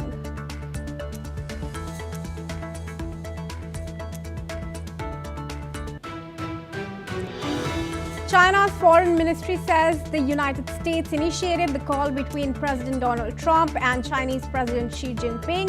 The atmosphere of the call was positive, friendly, and constructive, ministry spokesperson Mao Ning said. The Trump administration official designated the Venezuelan group Cartel de los Soles as a terrorist organization on Monday, even though questions remain about whether the group truly exists. Taliban vows necessary response after Pakistan airstrikes killed 10, mostly children. The escalation follows an attack on Monday in Pakistan's northwestern city of Peshawar. Pakistan security forces killed 22 terrorists in Khyber Pakhtunkhwa. Pakistan has witnessed an uptick in terror activities, especially in Khyber Pakhtunkhwa and Balochistan after the TTP ended its ceasefire with the government in November 2022. India's Civil Aviation Ministry says it is closely monitoring volcanic ash plumes from the Ethiopian volcanic eruption. According to the IMD, ash clouds from the Ethiopian volcanic eruption cleared India's skies by this evening.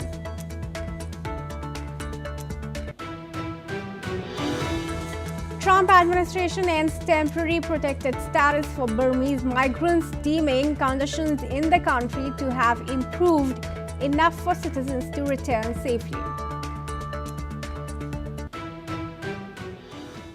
And let's move on to the top focus story at this hour. Now, German Foreign Minister Johann Wedful has welcomed the latest U.S. diplomatic push to end the war in Ukraine. He has stated that Germany backs all ongoing international efforts aimed at bringing the conflict to a close. Let's in fact listen into what he had to say first.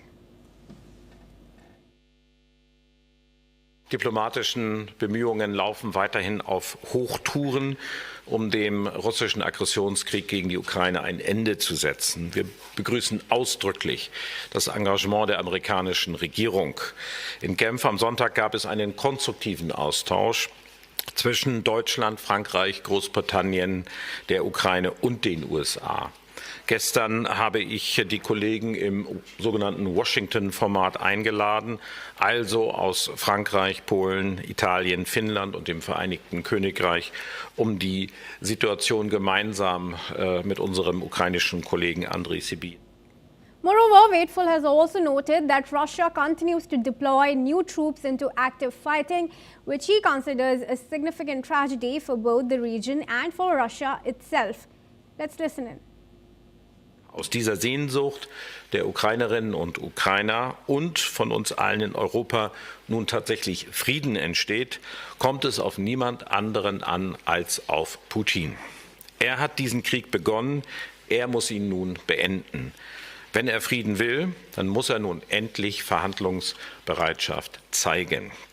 Wir, die Ukraine, Europa und die USA sind bereit. Putin muss sich jetzt entscheiden. The German Foreign Ministry has further added that if Russia is ready to engage Ukraine on equal terms in the peace plan, Germany would be prepared to participate in talks at any time. This comes as reports indicate that Ukraine supports the essence of the revised peace agreement, which came as a result of intense negotiations between US and Ukrainian officials in Geneva. However, according to Ukrainian officials, the most sensitive elements of the agreement will need direct discussions between US President Donald Trump and Ukrainian President Volodymyr Zelensky. These developments closely follow an unannounced meeting in Abu Dhabi, which was held between Ukraine's head of military intelligence, Major General Kirillovo Budanov, and US Army Secretary Daniel Driscoll. And we now have John Rosomander, who is president of the Viking Research Associates and geopolitical analyst. He's joining us live from Washington, D.C. in the United States. Thank you very much, Mr. Rosomander, for joining us and giving us your time here at NewsX World. Now, it's very interesting how discussions are being held on the war. On one hand, we have U.S. and Ukraine officials holding talks in Geneva, and on the other, we have US and Russian officials holding talks in Abu Dhabi. Now, Ukraine seems to have accepted what is said was the essence of the peace plan. Is it very long now that an agreement could be arrived upon? Well, I think that they have to work out the details. There's something that's acceptable to both sides. I think that it's promising now that the Ukrainians are waking up to reality that this war is not winnable for them and that they're going to have to reach some sort of settlement. Hopefully the Russians will accept something that will defend Ukraine and prevent future incursions. All right, and now even as Germany has welcomed US efforts, UK continues to say that there seems to be a tough road ahead. How are other countries in Europe seeing this peace plan? Well, I think that other countries in Europe are seeing this peace plan with a bit of trepidation, because if the leaked plan that came out last week, the Ukrainians are going to have to accept the reduction of their armed forces. They're going to have to accept a lot of humiliating terms. And right now you have the Germans talking about increasing their armed forces and reintroducing the draft, the polls. I think you're going to see a shift toward Europe becoming more of an armed camp. All right. Well, I requested to hold on as we have now some more information to give our viewers.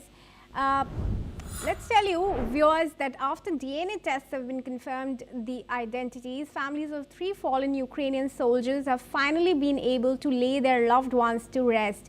The 3 servicemen were members of the Territorial Defense Forces, were killed back in 2022 in the Kyiv region during the early phases of Russia's invasion. A funeral has now been held where relatives, friends and community members gathered to honor their service. The ceremony brought together those who had waited more than 2 years for confirmation, and many shared deeply emotional tributes as they paid their final respects.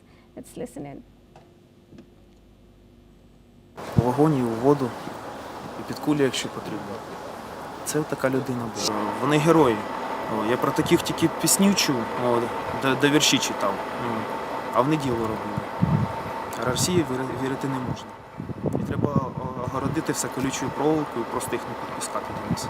Які можуть бути обіцянки, чим плани, що людей просто катували, і навіть після цього їх розстріляли і спалили.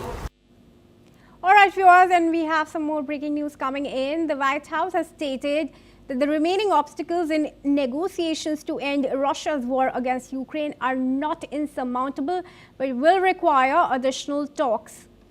Press Secretary Caroline Leavitt emphasized that the U.S. has made significant progress toward a peace deal, but some delicate details still need to be resolved. These issues will require further discussions between Ukraine, Russia, and the United States, according to Leavitt's comments on social media platform X, formerly Twitter. Let's bring back Mr. Rossomando into the discussion. John, now the US has said that there is significant progress, but for Ukraine, there's still some sticking points that remain. Do we see the United States addressing those concerns for Ukraine? Well, I think that number one for the Ukrainians is security. I mean, they've already seen Russia renege on several agreements in the past, whether we're talking about Minsk agreements, whether we're talking about even the 1994 Budapest memorandum. I mean, if the Ukrainians are forced to reduce their armed forces, barred from having long-range weapons to strike at Russia, and you're not going to have foreign troops guaranteeing the peace, I think there's going to be more needed from the United States in terms of guarantees. All right, I thank you now, Rossomando John, joining us from the United States and sharing that information with us. With that, viewers, let's move on to the other top focus story here on World Report. Now, we have news coming in that at least 9 children and a woman were killed after Pakistani forces reportedly bombed a house in Khost province in Afghanistan. This is what the Taliban has said. The attack destroyed the home of Waliat Khan in Gurbuz district, while other strikes in Kunar and Paktika provinces wounded 4 civilians. Pakistan's military denied targeting civilians, calling these claims false. Taliban spokesman Zabihullah Mujahid warned Afghanistan would respond appropriately and condemned the strikes as a violation of its airspace. The incident comes amid a fragile ceasefire and stalled peaceful talks following deadly border clashes in October. It follows a TTP-claimed suicide attack in Peshawar, with Pakistan accusing the Taliban of sheltering militants, a charge that Afghanistan denies. And Mark Sutherland, who's a geopolitical expert, joins us live on NewsX World. He's joining us live from London. I extend you a very warm welcome, Mark, and thank you for joining us here at NewsX World. Now, Taliban has vowed that it is going to respond to the Pakistani strikes and at the right time. What is this right time that you think Taliban is referring to? Good to be with you. There is so much we can talk about because of the history between Afghanistan and Pakistan, as you are fully aware, when Pakistan was created in 1947. There has always been this debate in regard to the border that Afghanistan has always had. And then, according to the Pakistanis, they have not been happy for many, many years when Afghanistan has then pushed to get this whole Pushtanistan the part of Pakistan into their own nation. So we could say that this tit for tat has gone on for many years since 1947, and of course since the Taliban resurgence in 2021.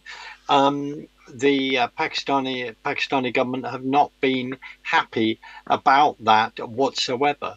Now, it would be wonderful for you and I to have a long chat about this history. There was a very good article many years ago written in 2012 under the guise of the Yale International Affairs, which is that magazine and reference then, because it really does lay out the history and also lays out where we are now. And you are fully aware of when the Americans withdrew in 2021, and how they actually did that is another subject for another day, and where all those armaments were then left behind and where they've ended up, which is also of a deep concern, which is millions, if not billions and billions of dollars of military hardware that is left within Afghanistan.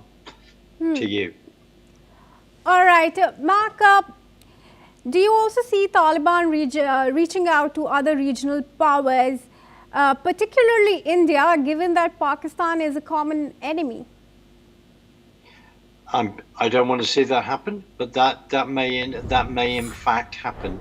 Like in all these discussions, when we are looking at events unfolding, history, we have to go back many years, looking at, say, like for argument in 1960, and the bombing and the military interaction that happened and then was dealt with very quickly, I believe, by Pakistan.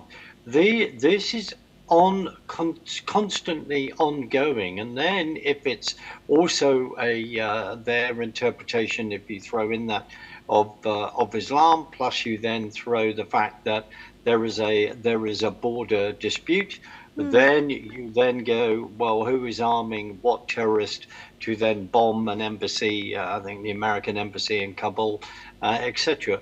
It's complex on one level, but it needs far more than a 3-minute discussion. But you are absolutely right. This could happen as a way to then settle scores that people wish to settle, and unfortunately, it then perpetuates those scores that could be ongoing. Thank you. All right. Well, thank you, Mark, for joining us here on NewsX World and sharing your opinion with us, because that's the latest on the confrontation between Taliban and Pakistan. With that, let's shift our focus to news from Nigeria, where a series of kidnapping is continuing. Now, in the latest kidnappings that rocked Nigeria, gunmen have seized 10 women and children from a village in Western Kwara State. The raid comes 1 week after gunmen killed 2 people and kidnapped 35 worshippers in an attack on a church in the village of Iruku. The state police commissioner has said that the attackers were herders who had shot sporadically during the night raid on the village of Isapa. Last week, armed gangs also seized more than 300 children from a Catholic school in Nigeria's north-central Niger state and 25 schoolgirls from another school. Nigeria is facing a long-running security crisis fueled by jihadist attacks and violence by bandit gangs that raid villages, kill people and kidnap for ransom. US President Donald Trump earlier this month threatened military action over what he described as the mass slaughter of Nigeria's Christians, a claim that the Nigerian government, however, rejects. We have Ayananga Olagbenga Paul, who is a public affairs analyst, joining us live from Lagos. Extend you a very warm welcome and thank you for joining us, Mr. Paul. Now, the series of kidnappings and abductions of children is continuing in Nigeria. What's the ammo that these groups are getting for continuing these kidnappings? Well, I think that, in your report you were saying that this kidnapping is fueled by jihadist activities.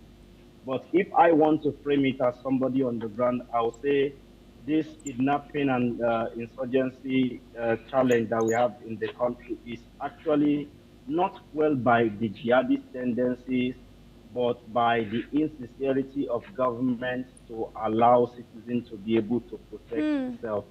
Because the so-called jihadists are like bullies. Bullies, like electricity, follow the least path of resistance. So bullies only attack people who will not be able to attack back. But if the government had been sincere all along and have allowed citizens to have freer access to instruments that they need to protect themselves, guns and other whatever it is that citizens need to protect themselves legally through legal source, I believe that this insecurity, insurgency would have died a long, long time ago. But when government continues to make the people sitting dogs, the insurgents continue to grow stronger and more emboldened, because every time they kidnap and government negotiates with them, or individuals negotiate with them and pay them ransom money, they use the same ransom money to buy weapons from the black market to rearm and get better at what they do. But in a case where the people are allowed, I mean, as a citizen from the southern part of Nigeria, for example, if the police sees me with a jackknife, ordinary jackknife, I will be arrested, I will be extorted, you know, a lot of things would happen. But the same cannot be said for a tribe like the Fulani tribe, where the people from that tribe carry knives openly, carry cutlass openly, and nobody is stopping them, nobody is asking questions. Even if you point it out to the police, they will dismiss and you know, they do a see no evil, say no evil attitude towards it. So it's the insincerity of the government. But also, let me quickly add that the current speed of announcement and you know, breaking news concerning some of these insurgency, because when I checked for this current breaking news that happened about an hour to 2 hours ago now, I've seen that it's basically international news channels that have carried this particular news topic that we are talking about. And I want to be careful, because I was trying to look for local news in Nigeria here who have carried the same headlines but could not see before coming on air.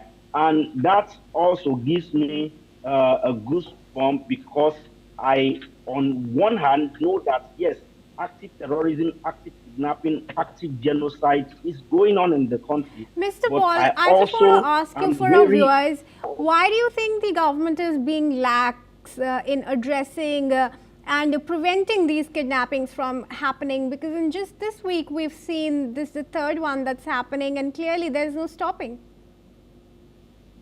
Well, because over time, the government of Nigeria has been divided into north and south. And over a long period of time, those in the north who have been at the helms of affairs of the country are usually of Fulani stock, and they protect their people with all the federal might. And that is seen in the attitude and body language of our immediate past president, the late President Muhammadu Buhari. That is seen in the body language of many past presidents, especially during the military era. You know, and that has emboldened this Fulani tribe to feel superior to everybody else. Meanwhile, it's from the southern part of the country, because the southern politicians believe that the most important vote they need to win an election or a re-election is the block vote of the north. So rather than face the issue headlong and speak truth or make sure that those found culpable are brought to book, because of political consideration by southern office holders, they are also very careful to, you know, act immediately. That is what I see happening on this matter. But of course, you can also not blame the southern office holder, because if they want to act, they need the army, they need the police. And who populates, who has the largest?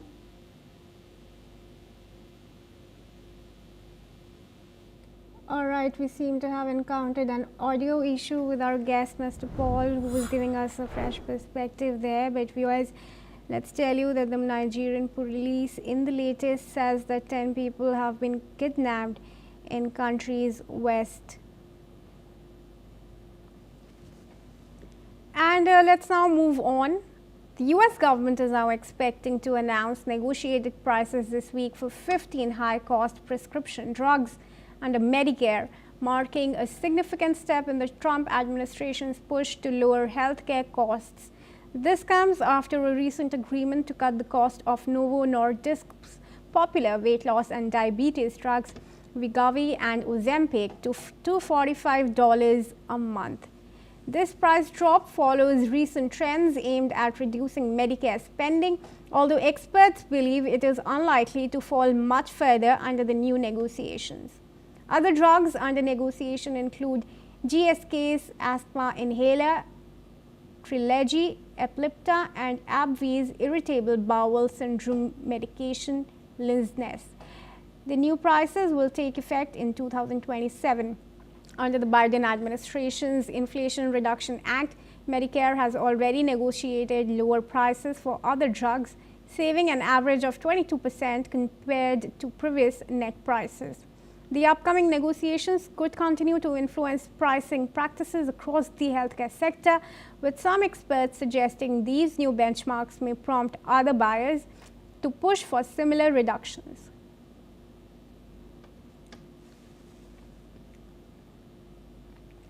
Let's move on and tell you that French authorities have arrested 4 more people in connection with last month's €88 million crown jewel heist at the Louvre.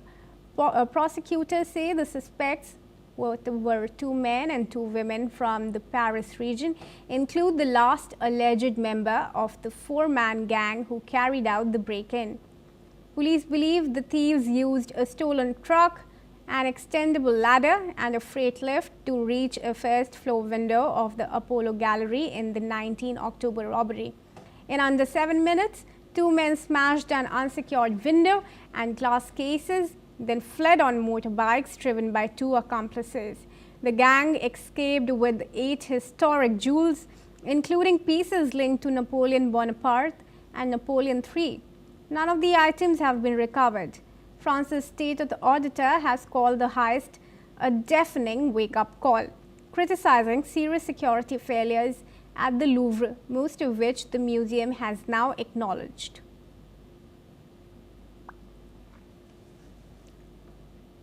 And that's all we have time for, but do keep watching NewsX World for more news updates from across the world.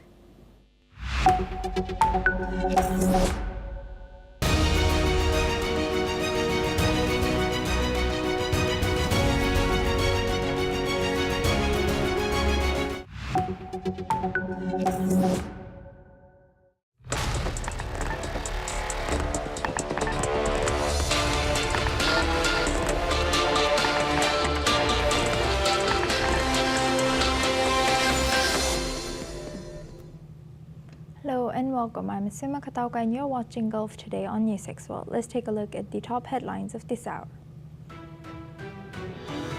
Top officials from Egypt, Qatar and Turkey have met to strengthen the Gaza ceasefire and address obstacles to implementing the second phase.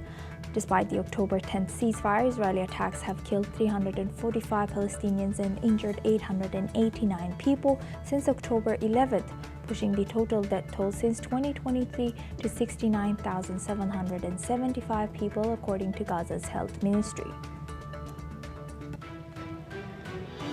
Syrian Defense Minister Murhaf Abu Qasra has held bilateral talks with Pakistan's Ambassador Mughis Afzal to discuss expanding bilateral military cooperation. Both sides have focused on boosting their air capabilities and training programs, signaling a move to strengthen defense ties between the 2 nations. Syrian President Ahmad al-Shara has met with a U.S. congressional delegation led by Darin Lahoud to discuss strengthening bilateral cooperation and exchanging views on key international issues.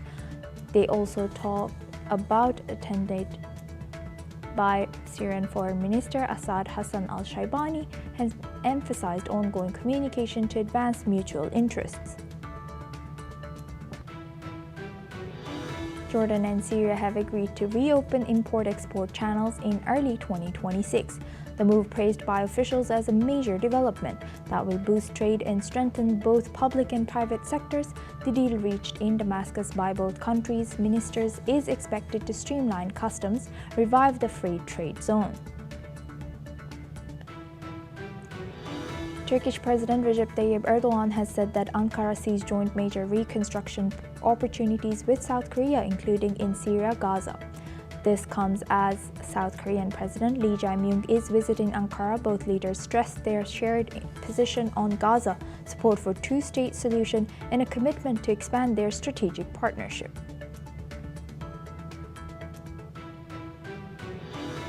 Syria's Interior Ministry has condemned an attack by outlawed groups on a security checkpoint in western Sweden, which killed one officer and wounded two others, saying security forces returned fire and caused casualties among the assailants. The ministry said the attack was aimed at destabilizing Sweden governorate and is disrupting civilian lives.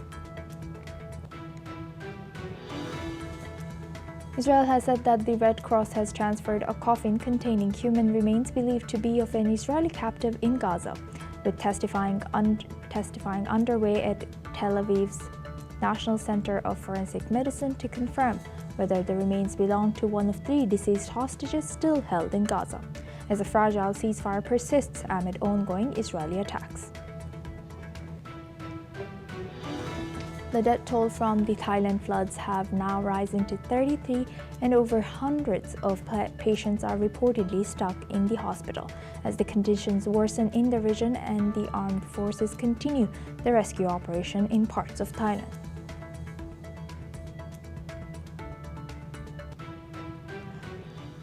Now we start with the Middle East. According to a Turkish official, Turkey, Egypt, and Qatar are moving forward with discussions on the second phase of the Gaza ceasefire deal. Turkey's intelligence chief recently met with Egypt's counterpart and Qatar's foreign minister in Cairo to review progress and strengthen efforts in coordination with the United States. The 3 officials agreed to enhance their collaboration through the Civil Military Coordination Center to ensure the continuity of the ceasefire, addressing any obstacles that may arise. The meeting also focused on countering violations of the ceasefire agreement, particularly addressing Israeli actions in the region. These talks come as efforts continue to stabilize the situation in Gaza and prevent further escalations. Now for this discussion, we welcome Daniela Bloom. She's a political commentator, joins us live from San Francisco. Thank you very much for joining us again. Good to see you, Daniela. Now, looking at this, how do you think, or how do you analyze the situation? Do you think that Gaza and Israel are ready to move to phase 2 of ceasefire as talks continue despite the situation on the ground?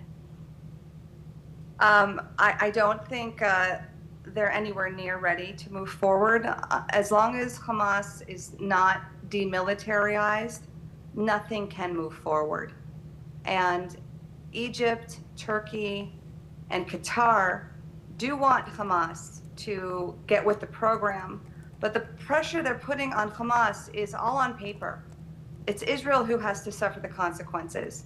And we've already seen with Israel withdrawing from the yellow line, Hamas is already regrouping, and Israel cannot afford them to regroup. And how do you think, how might this joint involvement of these 3 countries, right, particularly Turkey, Egypt, and Qatar, as you also mentioned alongside the United States, how do you think this shifts the balance of diplomatic influence? And although you also emphasize that, they are not ready to move forward and Israel will bear the consequences, what do you think they are bringing to the table? So it is nice to have other, I don't know if they were all allies, but there's mutual interests on the table now, along with the United States. Egypt wants security, Qatar wants leverage, and Turkey wants influence. They all have different reasons for wanting Hamas to step in line. But unfortunately, talk is cheap.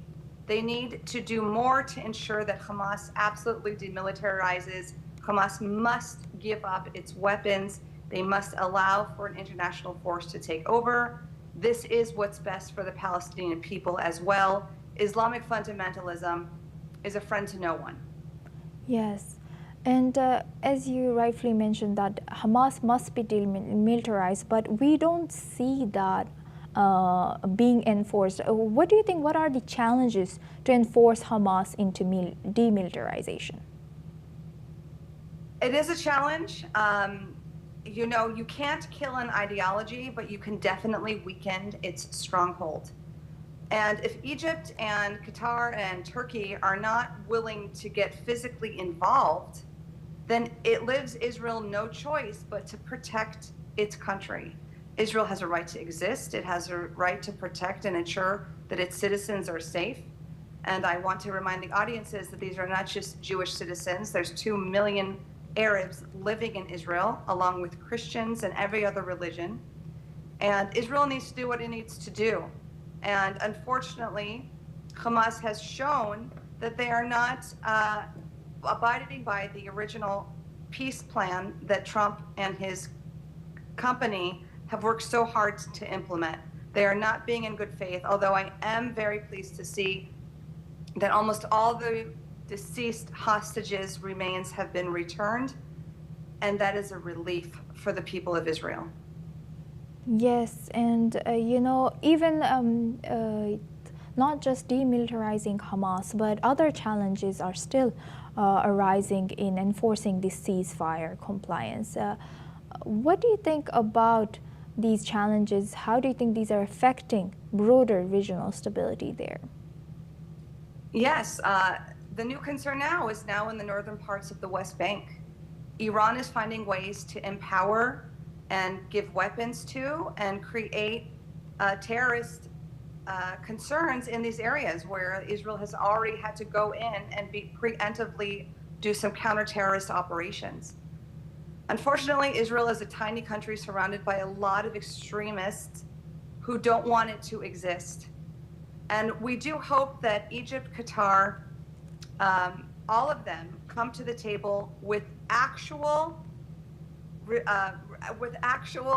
answers, not just talking, because this is not something Israel can do on its own. If it has to, it will, but it will be far more effective if these allies can actually show by action, not just by words, that they really want to see Hamas demilitarized.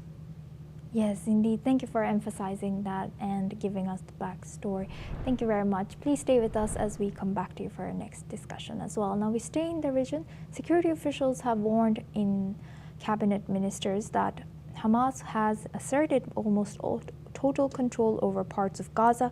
It rules, according to reports. Reports do suggest that ministers were told that 13 out of 25 Hamas-controlled municipalities have resumed full operations. Police are again manning checkpoints, and the terror group is working to repair damaged infrastructure and improve its image among Palestinians. Reports also says that senior IDF officers are suggested to develop its own plans to demilitarize Gaza, saying the U.S. proposal for doing so is insufficient. Now for this discussion, we welcome back Daniela Bloom. She's a political commentator, joins us live from San Francisco. Thank you very much, Daniela, for staying with us. Now, looking at this, as we were discussing, there's so many challenges, not just the demilitarization. How can Israel, or how should Israel balance its security objectives with, you know, U.S. proposals, U.S. plans for demilitarizing Gaza, which is, of course, slow. And what does the reported IDF push for alternative plans? How do you think this is suggesting about the differing strategies of these two countries? Well, as the saying goes, it's very difficult to negotiate with terrorists. They are not true partners in peace. They are strategizing. They have an ideology that trumps Western values. And I think Trump and his wonderful team knew this, but they also knew that the propaganda war online was really causing a lot of damage to Israel as well. The hostages needed to come home. And I do think that this pause has been relieving to many, but there is a naivety to think that Hamas will just do what it said it was going to do when its ideology is so strong, it's so ingrained, and it has ingrained many innocent children as the next generations. So it is going to take a group effort. And again, everyone benefits when there's stabilization in the region. When you focus on capitalism and free markets, the Abraham Accords have been a blessing to many, many countries. There are many advantages to joining the Abraham Accords, and we hope that wave continues. And Daniela, do you think there's also differences of strategy and opinion between U.S. and Israel? As you know, demilitarizing Hamas is utmost priority for Israel, but U.S. is allowing other countries to move forward with phase 2 discussions. I think, Israel is right on the front lines of enemies who want to kill them. The U.S. is across the pond on the other side of the world. And the U.S. understands that Israel is their ally, and a strong Israel is putting America first. So I do believe that at the end of the day, Israel really is the one who should rightfully call the shots in terms of how their borders are going to best be protected. And it does help, again, that the U.S. has enlisted the help of Egypt, Qatar, and Turkey to put pressure on Hamas. Trump has brought the Abraham Accords. There is merit to them. All three countries want to stay under the graces of the U.S., specifically under President Trump, because the Middle East does not speak diplomacy. It speaks deterrence. It speaks leverage. This is Trump's language, and it's working, and we are grateful. Right. Thank you very much, Daniela Bloom, for sharing that insight. Please stay with us as we come back to you for our next discussion as well. Now, heavy rains have significantly worsened the humanitarian crisis for displaced Gazans who are facing increased hardship, health risks, and further damage to their temporary shelters. The already dire situation in Gaza's crowded displacement camps has been exacerbated by flooding, strong winds, and cold weather. The first stage of the ceasefire agreement, which called for an Israeli partial withdrawal and the return of hostages held by Hamas, is close to completion. The next stage, which received a boost following the endorsement of Trump's plan by the UN Security Council, calls for the creation of a committee of Palestinian technocrats to run Gaza under the ultimate authority of the president. It also includes the deployment of an international stabilization force.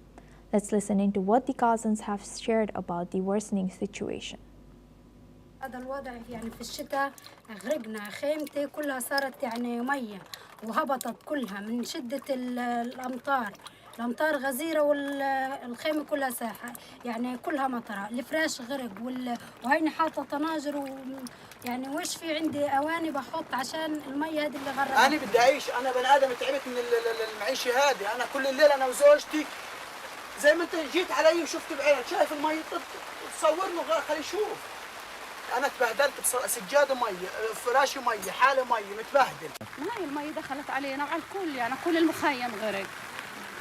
وإحنا غرقت خيمة بنتي فكل فراش اندفن في الأرض، فبحرنا شوية وطلعنا. عشان الصيف بضلها دبان وشوب وغير هيك فيش فراش الأولاد على الأرض بتناموا، بصحوا من الفجر ما بيصدقوا النهار يطلعوا يروحوا على البحر من شدة الشوب والحرارة. بصحوا يقولوا لهم ماما بدنا ناكل، ايش في اكل؟ مش عارفين ايش نعمل، زهقنا ملين، هاي شوف كيف الفراش، ما فيش يعني منفس، كله شوب، كل احنا قاعدين في وادي غير صالح للسكن، هذا طفل، ايش ذنبه ينقطع من الحليب؟ ايش ذنبه يعيش العيشة هيك؟ عيشة انه طفل لسه عمره 4 شهور ويصير عنده سوء تغذية. يعني مين ما شاف الولد بيحكي لي قد ايه عمره كم عمره بيحزن عليه. انه يصير حلول لانه سنتين يعني ايش بحكي لك اللي استشهد اللي مات هو اللي ارتاح احنا كل يوم بنموت. Now we stay in the region. Israeli forces including the IDF, Shin Bet and border police have launched a broader counter-terrorism operation in the northern West Bank. The IDF and Shin Bet said they will not allow terrorism to take root in the area and are acting proactively toward it. And the announcement comes after days of heightened Israel security activity in the West Bank, particularly in the northern region. Officials emphasized that the wide-scale operation is part of ongoing efforts to prevent terror from becoming established. Now we welcome back Daniela Bloom. She's a political commentator, joins us live from San Francisco. Thank you very much, Daniela, for staying with us. Now, as you rightly mentioned that, Israel should call the shots here, which Israel is doing. To what extent do you think these proactive counterterrorism measures enhance long-term stability between Gazans and Israel? It's really unfortunate. If they show us peace and coexistence, we wouldn't have to keep going through this. Leave the Jews alone, leave Israel alone, and you will be left alone. But unfortunately, with the Shin Bet intelligence, there was enough concern and terrorism activities that the Israeli IDF had to be preemptive. They're not going to wait for another October 7th, which is their right. And it's unfortunate, that Iran keeps finding ways to embolden these terrorists. It's not easy, but Israel will do what it needs to do. Yes, and you as you were mentioning earlier on our discussion that changing the situation completely is challenging, but weakening Hamas is more possible or attainable. How do you think these kind of counterterrorism measures, operations risk further escalating tensions or fueling local resentment? And what should Israel do moving forward? It's very tough because a lot of people from Western countries try to apply Western logic. Oh, give them rights, they just want equal rights. It's not that at all. You can't negotiate with people who do not believe in your right to exist. It's very frustrating, and I wish there was, for all of, the problem with Israel is that they are not indiscriminate. They try to be as moral and as specific as possible with their targets. And unfortunately, though, because of how propaganda is, and there's a lot more people, there's a lot more Muslims in this world than Jews, the story and script is often flipped. But no one hears the stories of the soldiers who've risked their lives and limbs in warning citizens in Gaza or the West Bank that there's going to be attacks. They want to see minimal casualties. Yes. But they also have a right to protect their citizens. So it's a delicate balance that they walk every day. They're darned if they do, they're darned if they don't. But Israel will still continue to stand tall and fight for its right to be in their homeland. With that, I would like to thank Daniela Bloom for joining us as a political commentator from San Francisco. Thank you very much. Now we move on to Syria. Syrian Defense Minister Major General Pakistani Major General Murhaf Abu Qasra held a meeting with the ambassador of Pakistan to Syria, Air Chief Marshal Mughis Afzal, to discuss expanding military cooperation. According to the Ministry of Defense's Telegram channel, the talks focused on strengthening collaboration on air capabilities and military personnel training programs. The two sides expressed a commitment to broadening the scope of military ties between Syria and Pakistan, aiming to enhance both nations' defense capabilities. This meeting signals further efforts to deepen bilateral military relations with an emphasis on air defense and personnel development. Now for this discussion, we welcome Shruti Dasgupta. She's an international affairs expert, joins us live from New Delhi. Thank you very much, Shruti, for joining us again. Good to see you. Now, when I saw this news, I was very surprised. What do you think, what political motivations might be driving Syria and Pakistan to deepen their bilateral ties, especially defense ties? Greetings, Asuma. Thank you so much for inviting me. Thank you. What I do understand is that this is not new. Even under the Assad regime, Syria and Pakistan had defense ties, defense exercises, cooperation at various levels of governance. And in the recent days, ever since the Al-Qaeda offshoot HTS now supposedly cut off wanted ISIS man Al-Shara has been placed on the throne of Syria, Pakistan has continually extended global support to the regime, and they have recently supported lifting of sanctions against Syria to ensure that all sections of the economy are open and development is open to Syria in terms of trade, marketing, as well as cooperation. And so this is just the next natural step, that they want to have defense cooperations amongst themselves bilaterally. And it's not new. It's something that Pakistan has done with Syria while it was under Assad regime. In fact, they have supported Syria even when it was facing sanctions because it was under Assad regime. So it's not new for them. This cooperation, it comes under their broader brand of Ummah cooperation, Islamic cooperation, Islamic nations standing together stance.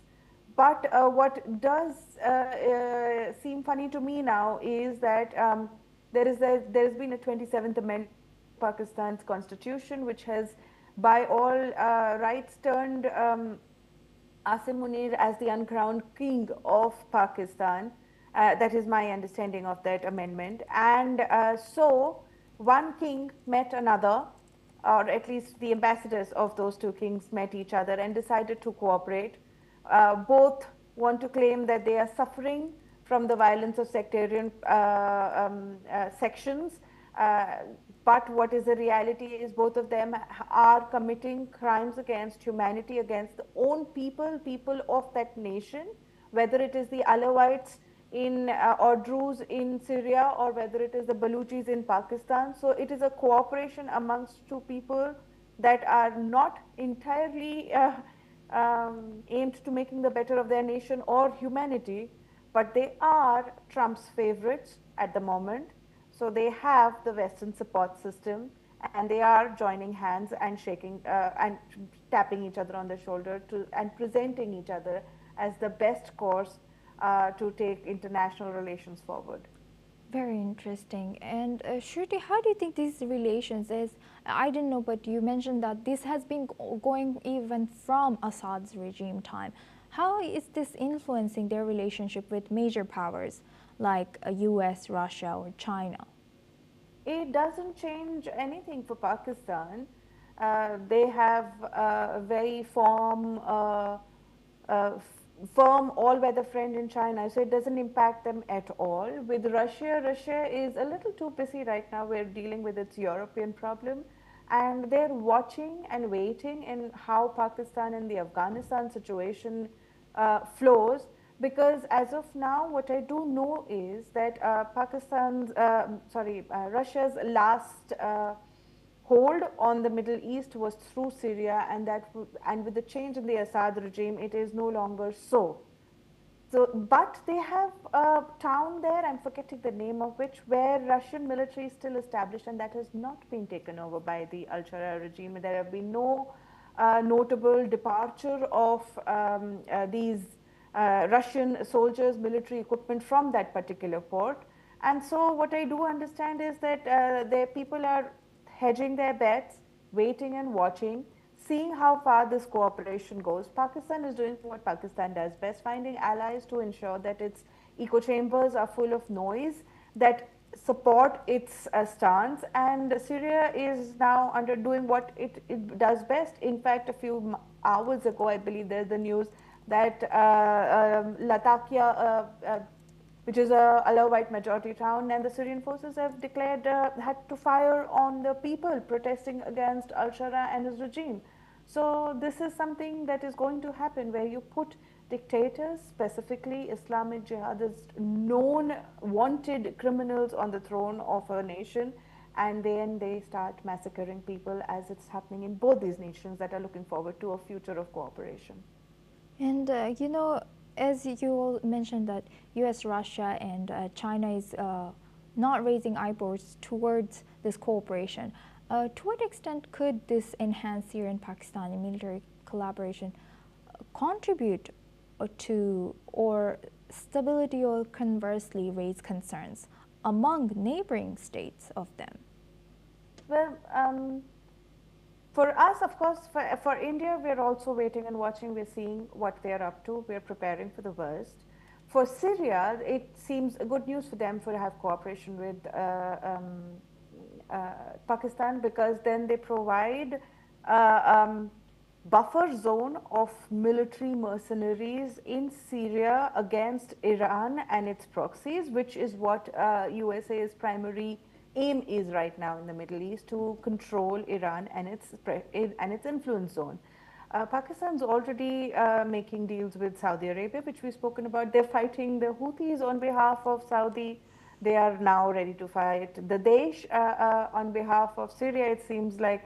And they're also going to be part of the peacekeeping force in Israel. That means that they're going to be fighting Hamas and Islamic Jihad and all the other groups that are trying to create trouble in Gaza in the name of if the peace accord actually goes through in that region.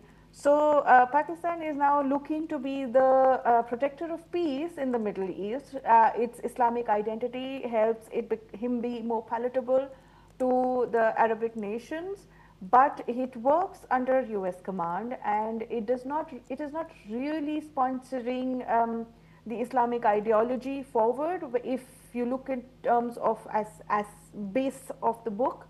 So for me, it is funny that the nation that wants to be the champion of Islam faces a lot of protest on home ground, because it is working against the people that the Islamists and jihadists actually call heroes. So the army is on sale, and Syria is just trying to buy its particular share. Right. With that, I would like to thank Shruti Dasgupta for always joining us and sharing that insight as an international affairs expert from New Delhi. Thank you very much. Now we move on to Oceania. The bodies of 2 climbers, including one from the United States, have been recovered after the pair fell into their deaths from New Zealand's highest mountain during a summit attempt. The men were part of a group of 4, 2 New Zealand-based guides and 2 clients climbing Mount Cook or Aoraki. They fell from a ridge onto the west side of the mountain late on Monday. Police were notified at around 11:20 p.m. local time, and a search and rescue team were located 2 members of the group uninjured in the early hours of Tuesday. Helicopters continued to search through the night and located the bodies of the 2 remaining missing climbers and recovered their bodies around midday. Over the past century, dozens of climbers have died on this mountain, where rock falls are common and avalanches often occur at the higher altitudes. Let's listen into what search and rescue pilot has shared. We got to the location. We quite quickly found 2 deceased in a runnel or a snow slot, if you like, not a crevasse, just a runnel of snow. The fall was witnessed by 2 of the 4 climbers.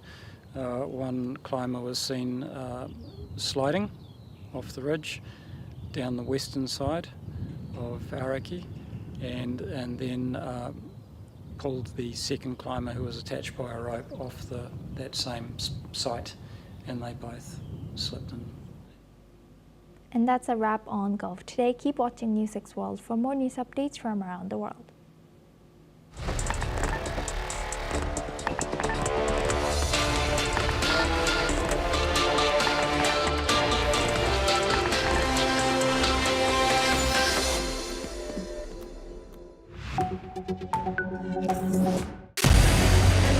What we can do as the Interparliamentary Union to strengthen democracy, to promote human rights, to ensure that humanitarian law is respected.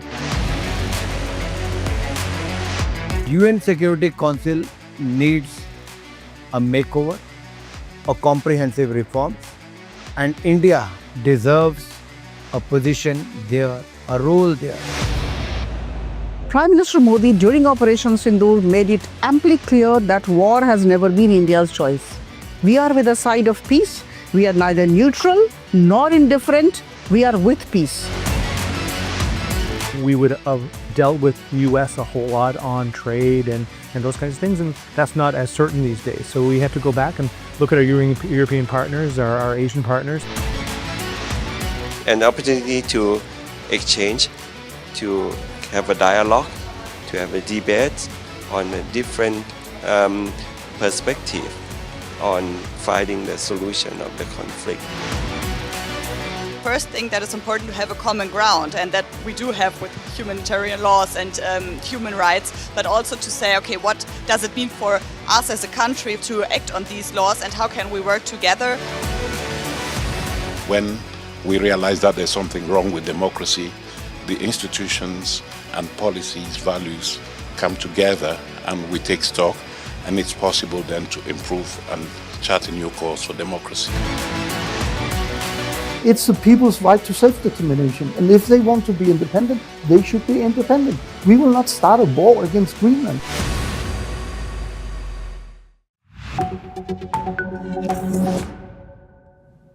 Hello and welcome viewers, I am Pia and you're watching the World Report on NewsX World. On that note, let's take a look at the headlines this hour. Following Marco Rubio's meeting with Ukrainian officials in Geneva, it does seem that the United States and Ukraine have drafted a fresh peace proposal. A 28-point plan is now being amended. The deadline set by Donald Trump, of course, is Thursday. Mayor Svetlana Kambylova has stated that Ukrainian airstrikes hit Taganrog, damaging 2 apartment buildings, a private home, a college, 2 industrial sites and a kindergarten. Meanwhile, Ukrainian rescuers say that Russian strikes have killed 2 and wounded 6 in Kiev. US President Donald Trump has stated that he has held a very good phone call with Chinese President Xi Jinping, describing US-China relations as extremely strong. In focus, of course, were talks over Taiwan. Japanese Prime Minister Takaichi has dialed President Donald Trump. This is their first phone conversation since Takaichi triggered a diplomatic row with Beijing over comments suggesting that Japan could respond militarily to a Chinese attack on Taiwan.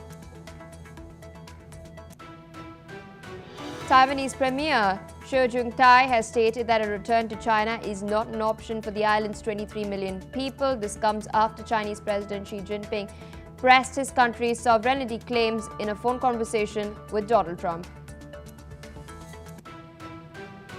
Moscow and Beijing are exploring ways to increase Russian oil shipments to China. Russia's Deputy Prime Minister Alexander Novak has pointed out that currently China imports about 1.4 million barrels per day by sea and 900,000 via pipelines. The Trump administration has officially designated the Venezuelan group Cartel de los Soles as a terrorist organization, even though questions remain about whether this group exists or not. China will launch the Shenzhou 22 spacecraft today at 12:11 p.m. local time, sending it to the Tiangong space station. 3 astronauts are currently aboard the station without a flight-ready return vehicle available in case of emergency. Well, viewers, those were the headlines and our top focus. The United States is pressing Ukraine to accept a peace plan aimed at ending the war with Russia. Kiev, of course, says the proposal concedes too much to Moscow. The original 28-point plan would have seen Ukraine cede control of parts of Donetsk and Luhansk and reduced its military, the size of it specifically. These demands were branded as unacceptable by Kiev. Now, talks in Geneva over the weekend has produced a new, shorter draft, which Ukraine says includes, in its assessment, correct elements, although sensitive issues remain to be discussed with US President Donald Trump. The White House has denied that Trump is favoring Russia and that there is no meeting scheduled between Trump and Ukrainian President Zelensky this week. Listen in to what Caroline Leavitt, White House press secretary, had to say. So there are no plans at this moment in time. As you know, things can change very quickly around here, so we'll keep you all apprised, but there's no meeting scheduled right now. As for where we are, I spoke with Secretary Rubio at length. I spoke with the president as well. Everybody inside feels optimistic about what happened and transpired yesterday in Geneva. Meanwhile, Zelensky has stated that Ukraine is at a critical moment and residents in regions like Zaporizhia are rejecting to cede territory. European and US officials continue consultations as both sides are working towards a possible deal that would uphold Ukraine's sovereignty. Listen in to what Zelensky had to say. Сьогодні наша делегація повернулася з Женеви після переговорів з американською стороною та європейськими партнерами. І тепер перелік необхідних кроків для закінчення війни може стати працездатним. Станом на зараз, після Женеви пунктів менше, вже не 28, і багато правильного враховано в цій рамці. Ще є зараз над чим попрацювати всім разом. Дуже непросто. Щоб зробити фінальний документ, і треба зробити все достойно. І ми цінуємо, що більшість світу готова нам допомагати. І американська сторона налаштована конструктивно. Фактично увесь день вчора були зустрічі. Це була непроста, надзвичайно детальна робота. With us on the broadcast is Ms. Irina Zuckerman, a senior journalist joining us from New York. Thank you so much for taking out time speaking to us on NewsX World. It does seem that the Trump administration has now factored in the concerns that Ukraine as well as Ukraine's European allies have had. A draft, fresh draft has been prepared, shorter draft as Zelensky has highlighted, which would not see Ukraine ceding as much territory as was demanded by the original draft. How do you think the Russians will respond to this? No, that Putin essentially dismissed the new version of the plan, attacked US and its allies, and I don't think the new version will frankly survive Ukraine's scrutiny there against ceding any land. There are certainly concessions that are unilateral. So far, Russia has not agreed to any mechanism that would not only remove its forces entirely from Ukraine, but permanently constrain them from ever being deployed to nations. Without such conditions, I don't see how a renewal of hostilities can be anything but inevitable, no matter what the concessions Ukraine makes now. Indeed, ma'am, requesting you to stay on with us. We're tracking some further updates as far as this peace plan is concerned. UK Foreign Secretary Yvette Cooper has stated that there has been important progress towards a just end and lasting peace, but she stressed that Russia must now come to the negotiating table. Meanwhile, she's referenced a joint statement from the US and Ukraine, which reaffirmed Kiev's sovereignty and highlighted Europe's broader security concerns. She has stated that continued dialogue is key, but action on the ground must match diplomatic efforts. Take a look.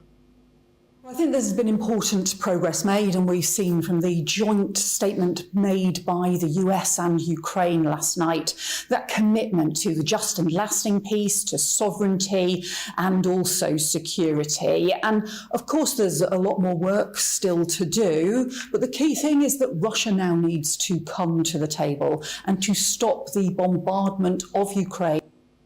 In Zaporizhia, meanwhile, Ukrainians are reacting to Washington's latest peace proposal, which would freeze the war while leaving Russian forces in control of territories. Residents are struggling, especially amidst emergency power cuts caused by strikes on energy infrastructure. In fact, let's take a look at what some of the residents had to say. Та багато чого від Росії, від неї нічого не дождешся. Гарного. Капитуляция. Вот они хотят, чтобы мы капитулировали. Это ужасно. Сколько людей погибло.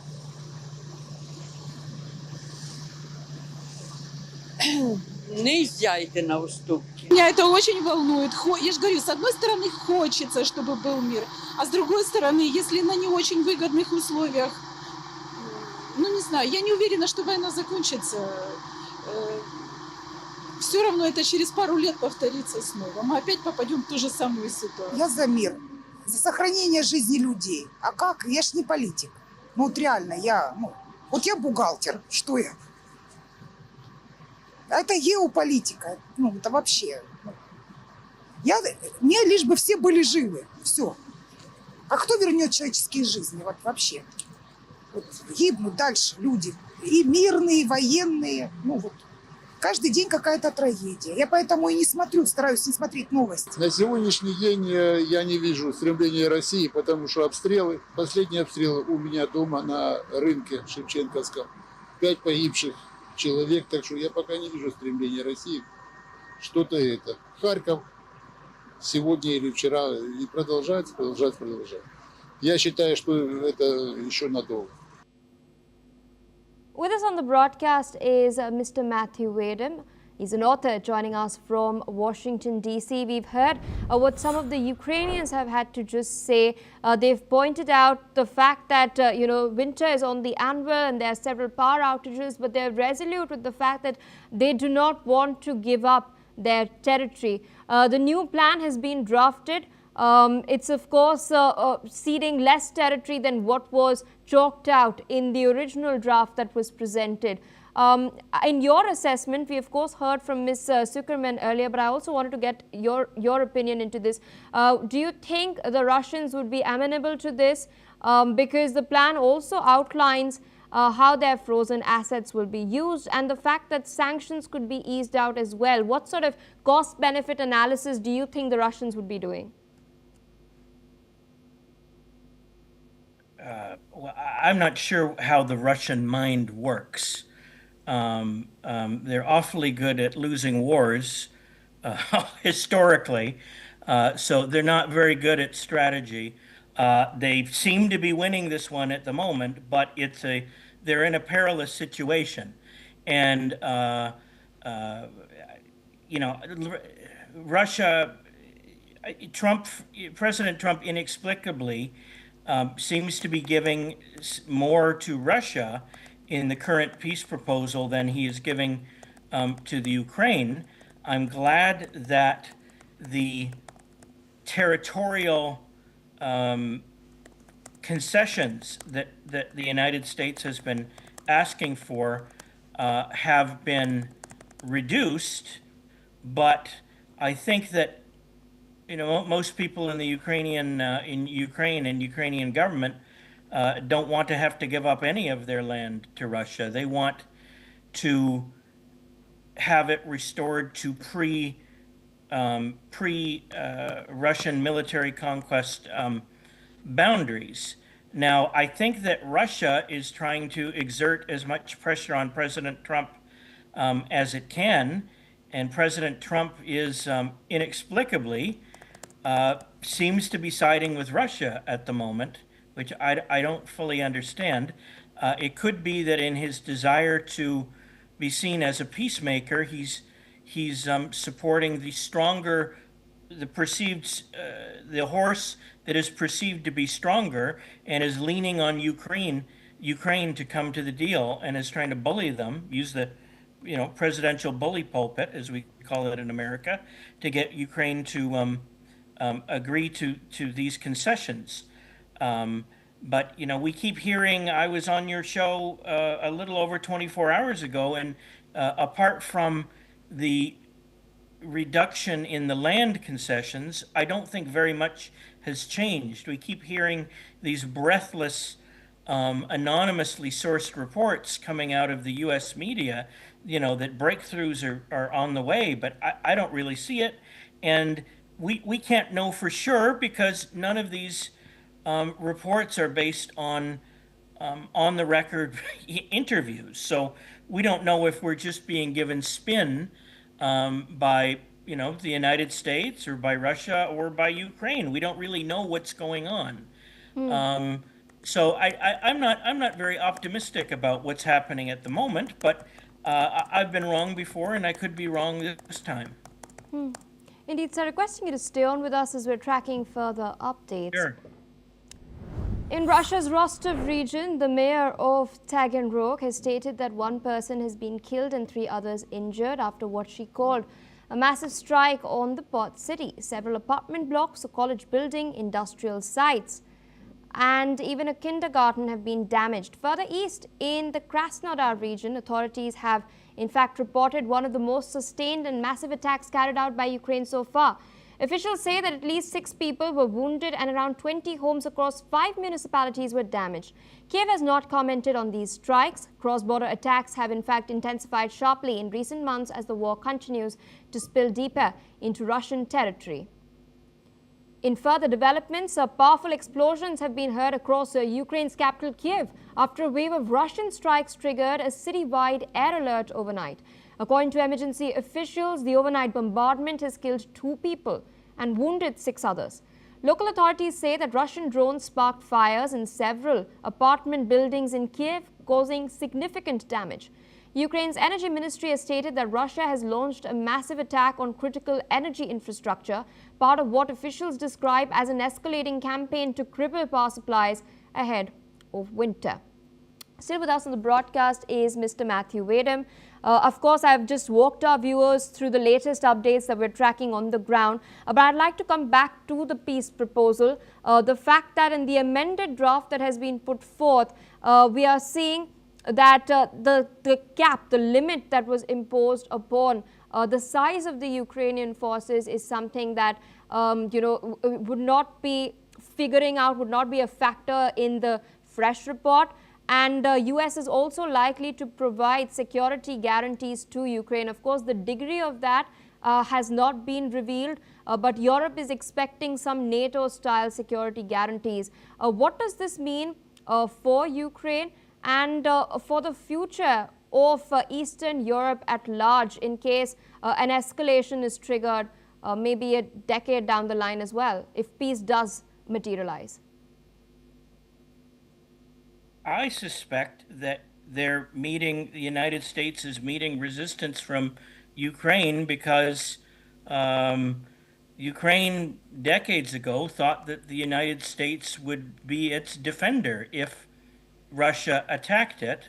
For example, when Bill Clinton was president, or I guess maybe it was before that, after the Soviet Union broke apart and Ukraine decided to give up its nuclear arsenal, and I thought that the understanding was that the United States would protect it in the event that Russia attacked. And so far, the United States has been defending Ukraine, has been sending arms, but it has been doing it begrudgingly.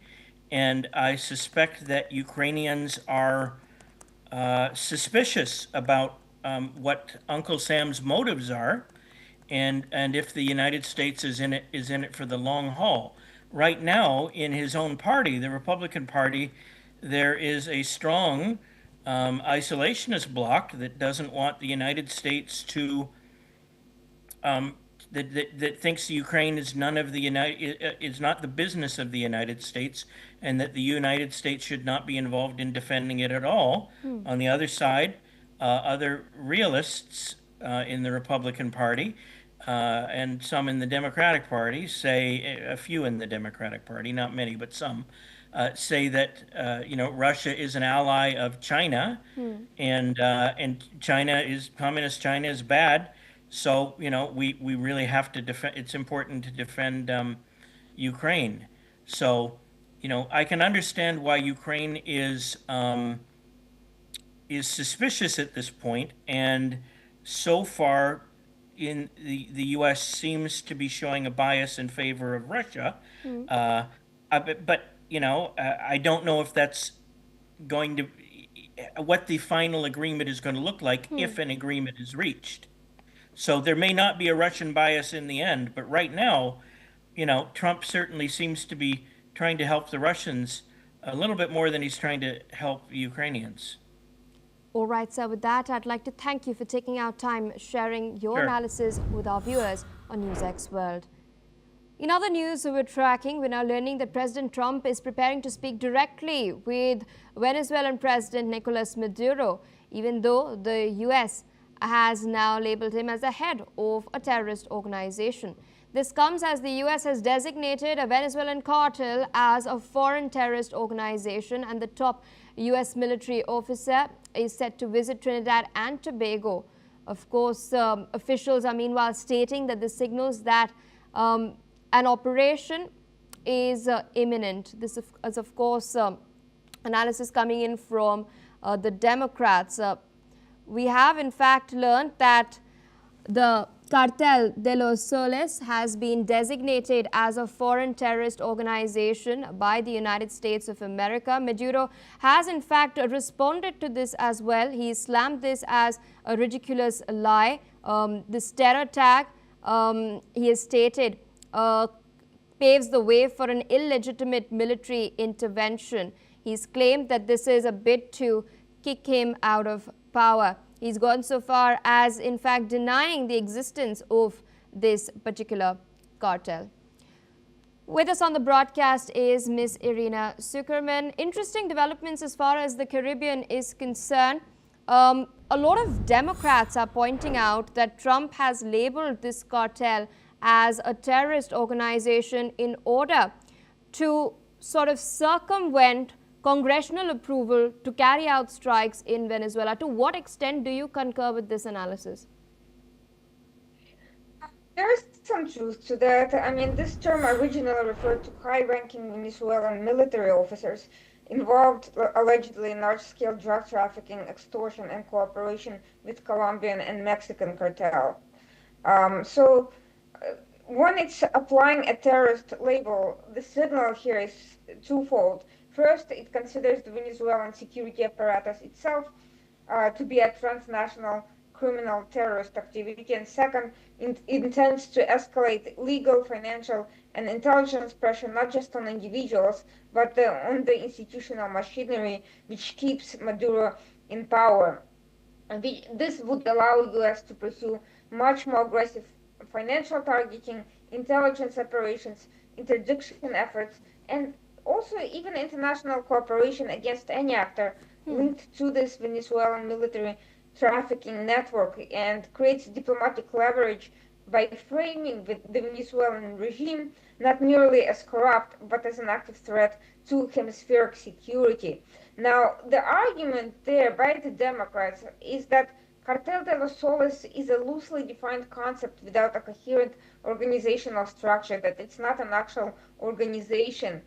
However, the counter-argument to that is that the reality of the Venezuelan military elite systematically using state power to run criminal enterprises, laundering money through foreign banks, and collaborating with Hezbollah-linked networks, destabilizing the real undeniable, no matter how you consider it. So, and it's not new for the U.S. to, for instance, to designate state sponsors of terrorism. Those applications have been applied to other states like Iran in the past. So this seems to be a similar step, and just because there isn't a formal registration for this network doesn't mean that it does not exist and does not fit a conspiracy charge framework in its entirety, and could be not engaging in terror induced activities. But more importantly than simply circumventing Congress, this is part of a broader U.S. effort, as the administration interprets it, to collapse the financial ecosystem sustaining Maduro. It's also a deterrence move against countries and companies that are considering deals with Venezuela's military, signaling that such interactions could now trigger terrorism-related penalties. All right, ma'am, with that, I'd like to thank you for taking out time, of course, putting that into context for our viewers. Of course, I was highlighting the reaction that has come in from Venezuelan President Nicolas Maduro. He's called this move a ridiculous lie meant to justify what he claims as illegal military intervention. Washington claims the cartel is run by President Maduro and has issued a $50 million reward for his capture, although Venezuela now has denied that it exists. The U.S. has deployed its largest aircraft carrier, the USS Gerald R. Ford, and its troops near Venezuelan waters, targeting alleged drug trafficking. At least 83 people have been killed in strikes on boats since September. A top U.S. military officer will, of course, as I mentioned, visit Trinidad and Tobago. This is a part of pressure operations. Airlines are cancelling flights, and the FAA has warned of heightened risks as well, signaling rising tensions in the region. Listen in to what the Vice President of Venezuela has stated. Hoy Marco Rubio, ustedes saben, sacó otro refrito, que si el cartel de los soles, que ahora es organización terrorista, ridículos, son unos ridículos. Se repiten y se repiten y se repiten y por eso van de fracaso en fracaso.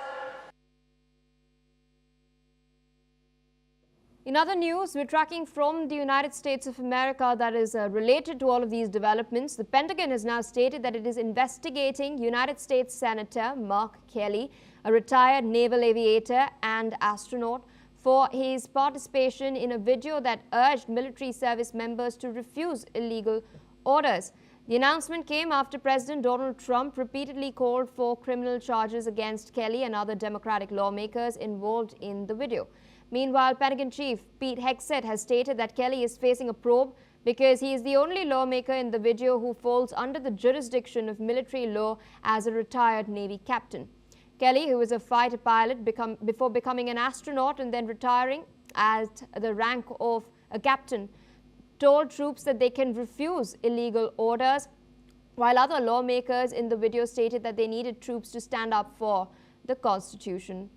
With us on the broadcast is Major General Sudhakarji. All right, there seems to be trouble getting the network sorted. We'll just get that done. But in the meantime, of course, I'd like to provide all you viewers a context to why this is taking place. This is, of course, linked to what's happening in the Caribbean. We've seen so far that the U.S. Federal Aviation Administration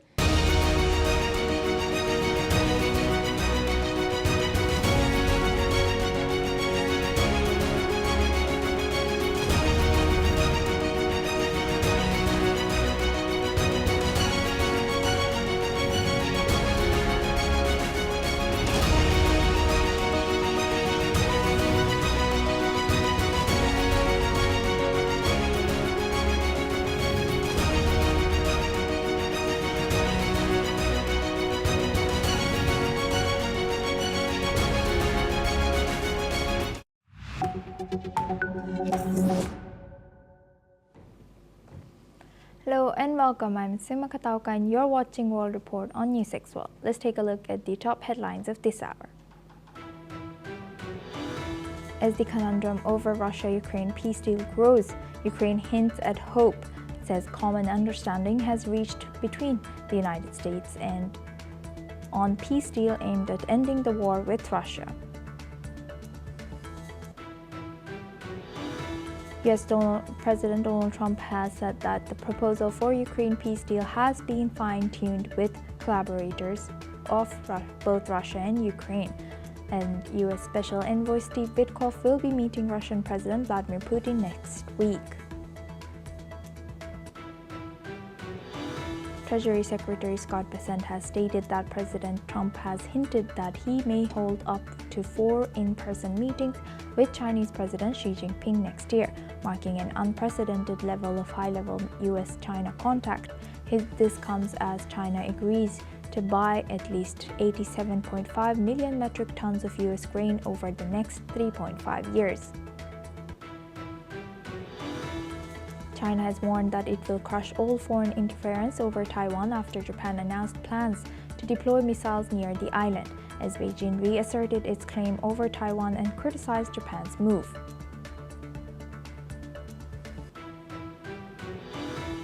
While Taiwan has maintained that only Taiwan can decide the island's future, this comes as Taiwan announces that they are to boost their defense spending to increase Taiwan's 2026 defense spending to 3.32% of the GDP, with Taiwanese President Lai declaring that the move aims to deter Beijing. Now, Taiwan President Lai Ching-te has officially announced a $40 billion supplementary defense budget to boost significant new U.S. arms purchases as China intensifies pressure and Washington urges Taipei to spend more. Lai has declared that the move aims to deter Beijing while reaffirming his commitment to democracy, dialogue, and peace. The death toll from the Thailand floods have now risen to 18 people, and over hundreds of patients are reportedly stuck in the hospital as the conditions worsen in the region, as the armed forces continue to rescue operations in parts of Thailand. China has completed its first ever emergency space launch, sending the Shenzhou 22 with 600 kilograms of the supplies to the Tiangong station to replace a damaged return craft after Shenzhou 20 was found to have cracks allegedly caused by space debris. The new vessel marks a critical step in maintaining crew safety ahead of their expected return.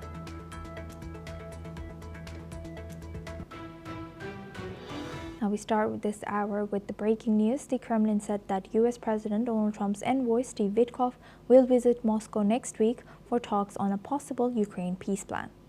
According to Putin's foreign policy aide Yuri Ushakov, other key US officials involved in Ukrainian affairs are also expected to attend. Trump has told reporters that US negotiators are making progress with Russia and Ukraine, and that Moscow has agreed to some concessions. Ushakov has also criticized the leak of a phone call between senior US and Kremlin officials, saying it was likely intended to hinder the peace talks, not improve relations. Let's in fact listen in to Ushakov's statements. Чтобы, наверное, помешать. Вряд ли это делать для того, чтобы улучшить отношения. Они сейчас выстраиваются тяжело, выстраиваются путем вот такого рода контактов, в том числе и по телефону. Но что касается Уиткофа, то я могу сказать, что достигнута предварительная договоренность о том, что он приедет в Москву на следующей неделе. Он и еще ряд представителей администрации, которые имеют отношение к украинским делам. Now we stay on the breaking news. The Kremlin said that US President Donald Trump's envoy, Steve Witkoff, will visit Moscow next week for talks on a possible Ukraine peace plan.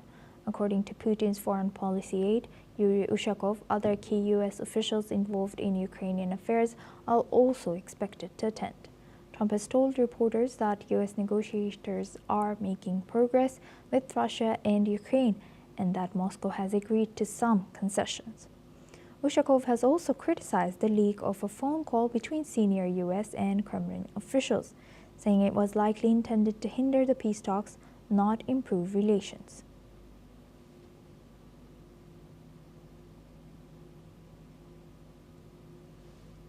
Okay, now for this discussion, we welcome retired Major General Sudhakarji. He's an international relations and defense expert, joins us live from New Delhi. Thank you very much, Sudhakarji, for joining us again.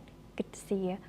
Now, Major General, what are we to make of this news if Russia has indeed agreed and if also Ukraine has certain concessions to make? What do you think might they realistically be? Good morning. Thank you. Somab, thank you for getting me for your show. Thank you. Very quick reflections before I come to the core issue. Yes. Before the present 28-point peace plan proposed by Trump and his team could crystallize, there has been an ongoing process of track 2. Quietly, backdoor diplomacy has been going on. There also have been very serious attempts of talks in Istanbul and at Ankara, a number of places after the Alaska visit. The proposal from Russia has been exchanged with Ukraine, and likewise, all multiple stakeholders have been consulted to the best of my understanding. I am saying this after having joined the dots and carried out some analysis at my level. And the main highlights of the talk, like I was sharing with PI yesterday, is that Crimea, Donetsk and Luhansk will be deemed as part of Russia, one. Second, Kherson and Zaporizhia, these two, wherever they are, where is basis, the line will freeze at the point of contact. and whichever portion is under Russia, that will go to Russia. And with regard to Donetsk, there is roughly around 10% of area which is under Ukraine. That also will be deemed as part of Russia. Because that is, I am given to understand, it's very pivotal and it's a vantage piece of ground. So, and the scale of the defense forces of Ukraine will come down to from 900,000 to 600,000. The core issues is that the environmental reality obtaining in the battlefield or the conflict zone has to be taken into reality, one. Number two, there is a requirement, firstly, to ensure that there is a assured security guarantee given to Ukraine. Number three, there is a contestation. There are a lot of speculation with regard to Ukraine bidding for NATO membership. Now, as per my understanding and in-depth research, this is a no-go case. Russia will not accept, because one of the bottom lines of this peace proposal going ahead is that the neutrality of Ukraine has to be ensured. And last but not the least is that there has to be some kind of a commitment given by Russia that it will not carry out any kind of invasion, or the sphere of this boundary will not extend further to the west. So under these broad parameters, the most important understanding which is to be established between all stakeholders is that there has to be a security architecture between the Eastern Europe and the Central Europe. That means countries like you have Romania, you have Poland, and further you go to Estonia, Lithuania, and Latvia, going up to the Finland, the complete extent. To the best of my understanding, there has to be some kind of a security apparatus evolved or developed and mutually accepted, so that the sphere of influence of NATO does not extend anywhere beyond this particular line. Number two, within Ukraine itself, there is a requirement of a kind of a stabilizing force, neutral force, which is to ensure that the line so drawn between the Ukrainian force and the Russian force has to be respected, and call it by any name, line of control or whatever, and the commitments made in the peace talk has to actually be complied with by all the relevant stakeholders. So under these circumstances, the key issues which actually get thrown up is that ceding land by Ukraine to Russia. Now this is a very, very terrible issue which has to be ratified by the parliament of Ukraine, because this 20% of land which Russia is kept it under its occupation, that Zelensky cannot have any say. In any case, he has no legal and technical status as on today. He's just a kind of a nominated head who is representing his country. Whole thing has to be decided. Ceding of land. Now, when you talk about ceding of land in 21st century Asoma, it throws up multiple issues. One of the issues is this acceptable in 21st century when we are talking about rules-based international order, sovereignty of territorial integrity? Is that acceptable? Well, everything is not hunky-dory, or it's not, drawn on the, etched on the stone. For the sake of larger good and peace, I think whatever Donald Trump 28-point plan has been formulated, a little bit of give and tweak here and there, I think this is the best option available. They should push ahead. They must talk it out like the way they have spoken. They had a meeting yesterday at Abu Dhabi just to carry out some modification to the draft in the larger interest, and giving a meeting, trying to meet the aspiration of the Ukraine. So similar kind of thing, negotiation has to go on, and only then some meaningful things can be achieved. So why am I giving this complete narrative is, this narrative is against the understanding maintained so far between the European Union or the NATO forces or the Western alliances and a couple of other relevant stakeholders. Why are they interested? Why they don't want a peace to come in between? They don't want this because they have ulterior motive. There is a deep state which is working in USA. That deep state is deeply entrenched into major countries in the Europe. They do not want this conflict to end. They want it to continue under the camouflage or under the garb of Russia is going to invade them anytime soon, which in my opinion as a student of geopolitics, it is unfounded. Russia does not want to expand its sphere of conflict. It just wants to keep its corridor, this land bridge corridor up to Crimea, a kind of an open, safe and secure corridor. And it wants that 30% population who are Russian speaking in Ukraine, they should be given some kind of identity in the constitution. The language should be taken as one of the important languages included in the constitution. Likewise, there are many things which are not figuring in the 28-point peace plan, and there are many things which will come up. So by a process of dialogue and diplomacy, they must come to the table, talk it out. This phase of denial and resistance will continue, and I am very, very optimistic and hopeful that Donald Trump and his team, that proposal which they have actually rolled out with persistence and consistency and resolve, they will be able to take it ahead towards a conclusive kind of an end state. Back to you, Suma. Right. Thank you very much, Major General, for sharing that. Please stay with us as we come back to you. Now we stay in the topic. Russian Foreign Ministers Zakharova has accused European politicians and media of trying to disrupt efforts to settle the war in Ukraine. Meanwhile, Ukraine's President Volodymyr Zelensky says he is ready to move forward on a US-backed framework to end the conflict and to discuss the most sensitive issues directly with President Trump, with Europe involved in the talks. But major gaps remain. Kyiv fears being pressured into a deal that could force territorial concessions to Moscow. Zelensky has called on European leaders to help establish a long-term reassurance force for Ukraine and emphasized that security decisions must include the countries affected. President Trump says only a few disagreements still remain. He is sending envoy Steve Witkoff to meet separately with President Putin in Moscow and with Ukrainian officials in Kyiv.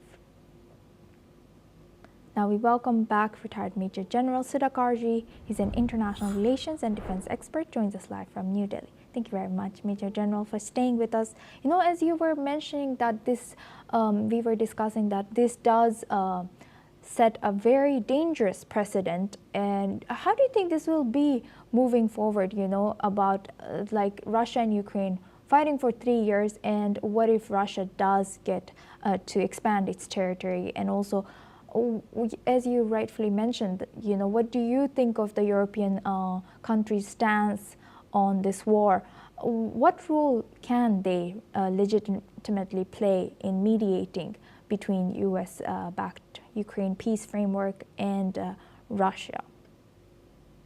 Yeah, Soma, it's a very important thing. In the complete narrative, you just gave it out. You see, there is an important issue which Zelensky is making. Now, whenever you want to have peace or giving peace a chance to be on the side of the peace, you need to have consultation with the relevant stakeholders. So what has happened is, in formulating this 28 points peace plan, this is my understanding, often what has happened that the relevant stakeholders have not been consulted. Like, for example, when they were proposing something on behalf of Ukraine, Ukraine should have been consulted, the leader Zelensky should have been called. But everything is not, cut and dried. So the larger goal being this mindless conflict has to come to an end. Donald Trump, although he promised that he would bring this conflict to an end within 24 hours, but it's not that simple. It's a very complex issue. He has to navigate through very complex, challenging situations.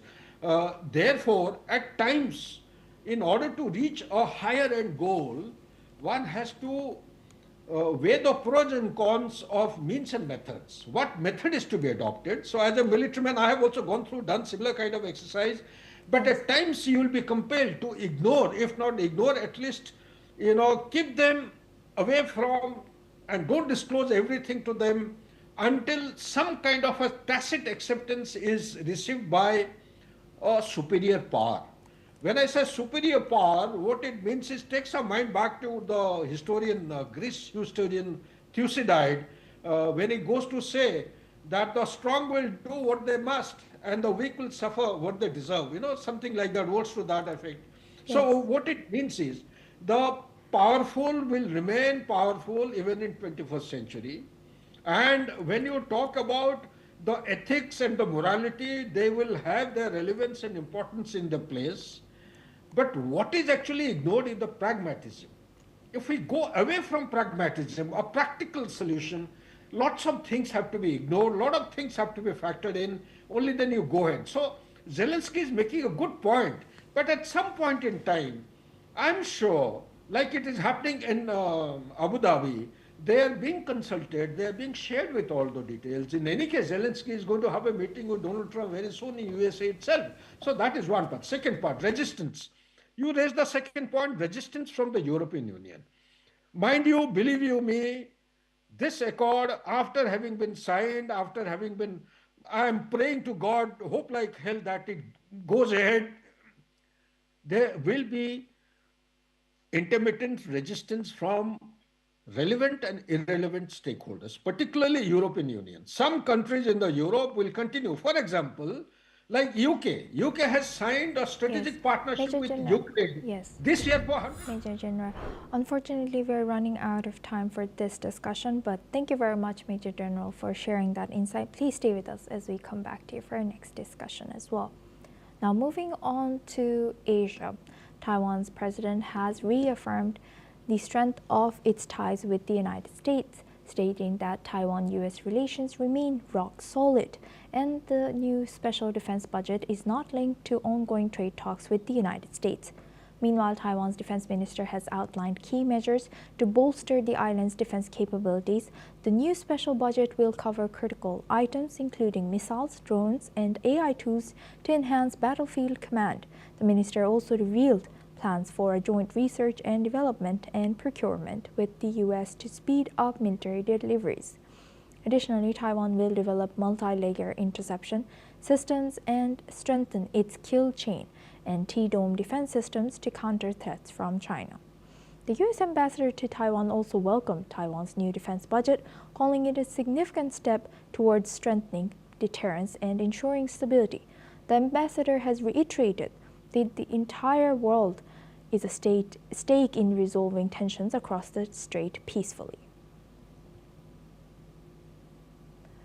Now for this discussion, we welcome back retired Major General Sudhakarji. He's an international relations and defense expert, joins us live from New Delhi. Thank you very much, Major General, for staying with us. Major General, I wanted to know your take on what game is America playing now over here, selling arms to Taiwan, encouraging, backing Taiwan so openly, yet trying to resolve things between Japan and China and trying to make deals with China. The fact of the matter, Soma, is that Donald Trump as a person is averse to any kind of conflict, as a person.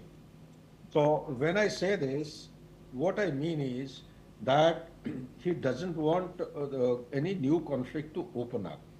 This is the bottom line as far as Donald Trump is concerned. As far as his outlook and the approach in dealing with Xi goes, with regard to Taiwan and the latest statement made by the new Japanese Prime Minister, there is a new front which is opened up. South China Sea did not attract the attention of the global order as intensely as the Central Europe and Middle East did. South China Sea has been simmering with high intensity activity in a non-kinetic domain, in a hybrid domain. This has the potential to flare up. Given the fact that China has aims to integrate or reunify Taiwan, it has got aims to integrate Taiwan by 27th of August 2027. That is the time when the PLA would be completing 100 years of its existence. So this is a long pending agenda as far as Xi is concerned. He is also one of the longest serving presidents of China, and he has not taken it very kindly to the statement given by Japanese Prime Minister to a question which was asked that what would be the likely response of Japan if Taiwan is attacked by China. So whatever she said, that may be a primary issue as far as Japanese is concerned, but that seems to have stirred the hornet's nest. And that hornet's nest is actually putting a big question on what is the stance, what is the meaning of strategic ambiguity with regard to the TRA, Taiwan Relation Act, which was signed long time back in 1979 between USA and China. Because on one hand, USA continues to accept and articulate one China policy. The other hand, it keeps on providing defense products and armaments in support of Taiwan. So this is one part. Second part is USA often has said that if Taiwan is attacked, that is, if the reunification takes place by kinetic means, if they're forced to reunify with China, then USA will be left with no option but to support. Now, what kind of support in defense is not outlined? Will it have boots on ground? USA is silent. Will it have any kind of guidance? By the way, there are special forces of USA which are training the Taiwanese forces there in Taiwan itself. There are special forces who are training them as far as the Patriot missile, the air defense means and methods are concerned. There are Air Force pilots who are undergoing training in USA as also here in Taiwan. So there is a Guam Island which is around 1,800 kilometers, if I roughly respect my memory, in the second line of chain of island. Over there, they're undergoing training. So under these circumstances, Taiwan has started asserting itself that whatever scope of any reunification was there from their side, they are determined and resolved not to join with China in any manner, any form, anytime soon. So therefore, it brings the huge contradiction which was existing earlier to a kind of a line of clarity now, in which these multiple stakeholders have started asserting and showing their real position. One of the position which China has indicated and told in no uncertain terms to USA, that have no doubts, Taiwan is an Indian. Yes. Unfortunately, we are running out of time for this discussion, but Major General Takaichi, thank you very much for joining us as always and sharing that insight throughout our news. Thank you very much.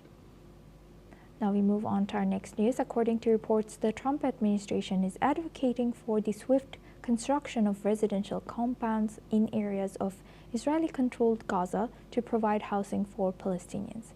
Citing over 20 officials, the report says the compounds known as alternative safe communities would each house between 20,000 and 25,000 Gazans and include temporary structures, medical clinics, and educational facilities. Senior Trump administration official Ariel Lightstone has said that the initiative aims to get people into safe housing as soon as humanly possible and called it the easiest way to do that. The report notes questions remain about how many Palestinians would move to the compounds, funding, and whether residents would leave. The project, sometimes referred to as New Gaza, is planned for the eastern side of the Strip under Israeli control. Now for this discussion, we welcome Gedalia Blum. He's a Middle East affairs expert, joins us live from Eli, Israel. Thank you very much, Gedalia, for joining us today. Welcome to NewsX World. Thank you. Thank you so much. Thank you. Now, looking at these, how should Israel balance its security objectives with U.S. proposals or pressure, such as the U.S. plan for pushing for redevelopment as soon as possible, while demilitarizing of Hamas and Gaza still remains a task?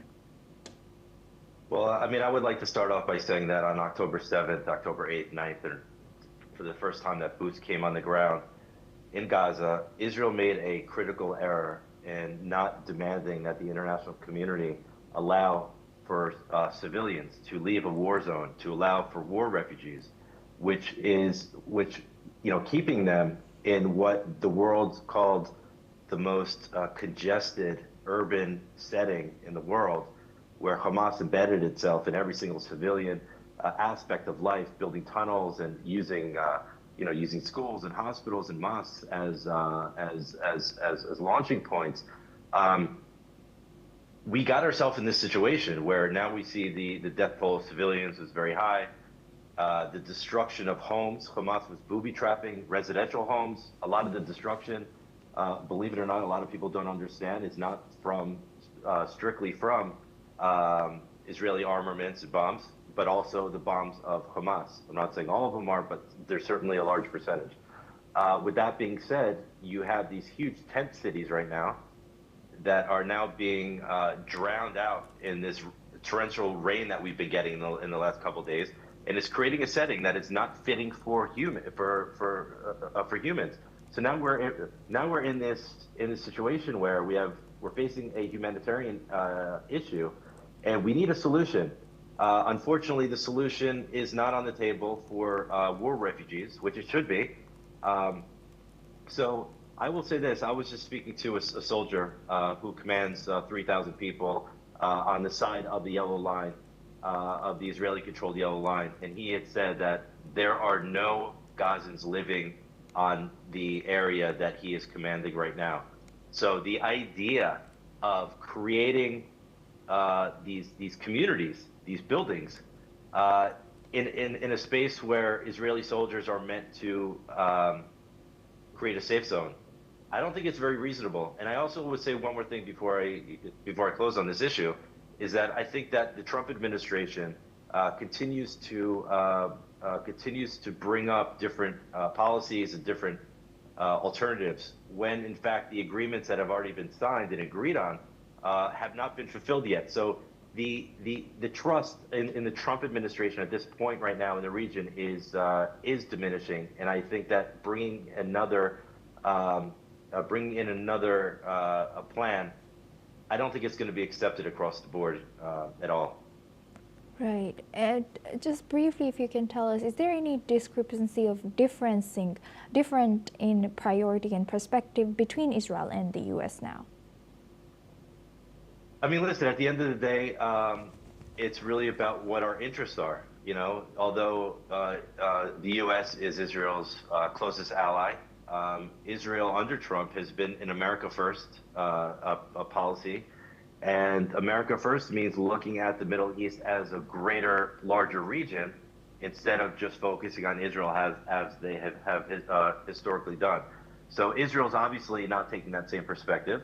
So the focus has been moving away as primarily on Israel from the United States, but Israel still maintains that Israel is always going to be Israel first. So when there is discrepancies in policy, Israel, the domestic population here in Israel doesn't have an appetite for any more chances, any more policies, any more foreign interference. We know what we need to do here in Israel, and I think that that's where any gap is going to come, not because we're moving away from U.S. policy, but U.S. policy is moving away from Israel's interests.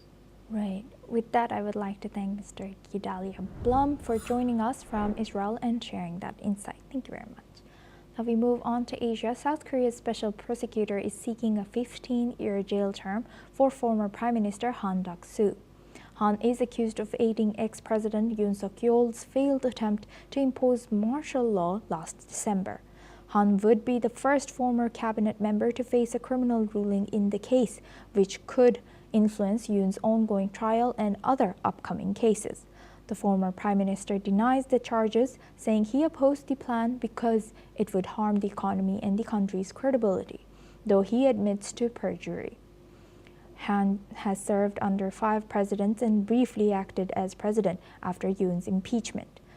A court ruling in his case is expected early next year, while Yoon could face life imprisonment or the death penalty if convicted. Now we move on to Oceania. New Zealand woman who has murdered her 2 children and hid their bodies in a suitcase at a storage facility has been sentenced to life in prison. The sentencing of Ha-Kyung Lee came after she was convicted in September for the grisly murders of the 2 children aged 8 and 6 years old in 2018. Lee, who was born in South Korea, admitted to the killing of the children, but pleaded not guilty by reason of insanity. The murders took place a year after the children's father had died of cancer. Judge Geoffrey Wenning rejected calls by Lee's lawyers for a lesser penalty, sentencing the 45-year-old to life imprisonment with a minimum non-parole period of 17 years. He has said that she had killed children who were particularly vulnerable. Here's what he has said from the court. You went about killing the children in a deliberate and calculated way and then took a number of steps to cover up your offending. Your children were particularly vulnerable because of their age and their reliance upon you as their sole caregiver. That's all we have time for. Keep watching NewsX World for more news updates from around the world.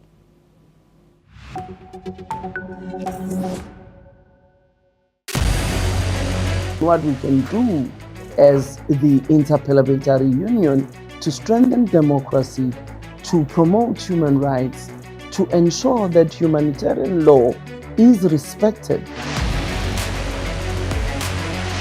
UN Security Council needs a makeover, a comprehensive reform, and India deserves a position there, a role there. Prime Minister Modi during Operation Sindoor made it amply clear that war has never been India's choice. We are with the side of peace. We are neither neutral nor indifferent. We are with peace. We would have dealt with US a whole lot on trade and those kinds of things, and that's not as certain these days. So we have to go back and look at our European partners, our Asian partners.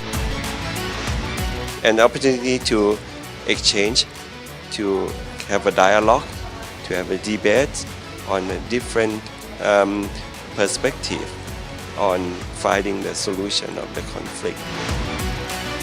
First thing that is important to have a common ground, and that we do have with humanitarian laws and human rights, but also to say, okay, what does it mean for us as a country to act on these laws and how can we work together?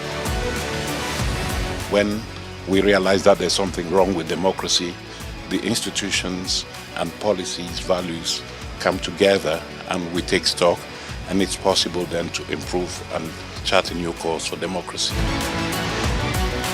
It's the people's right to self-determination, and if they want to be independent, they should be independent. We will not start a war against Greenland.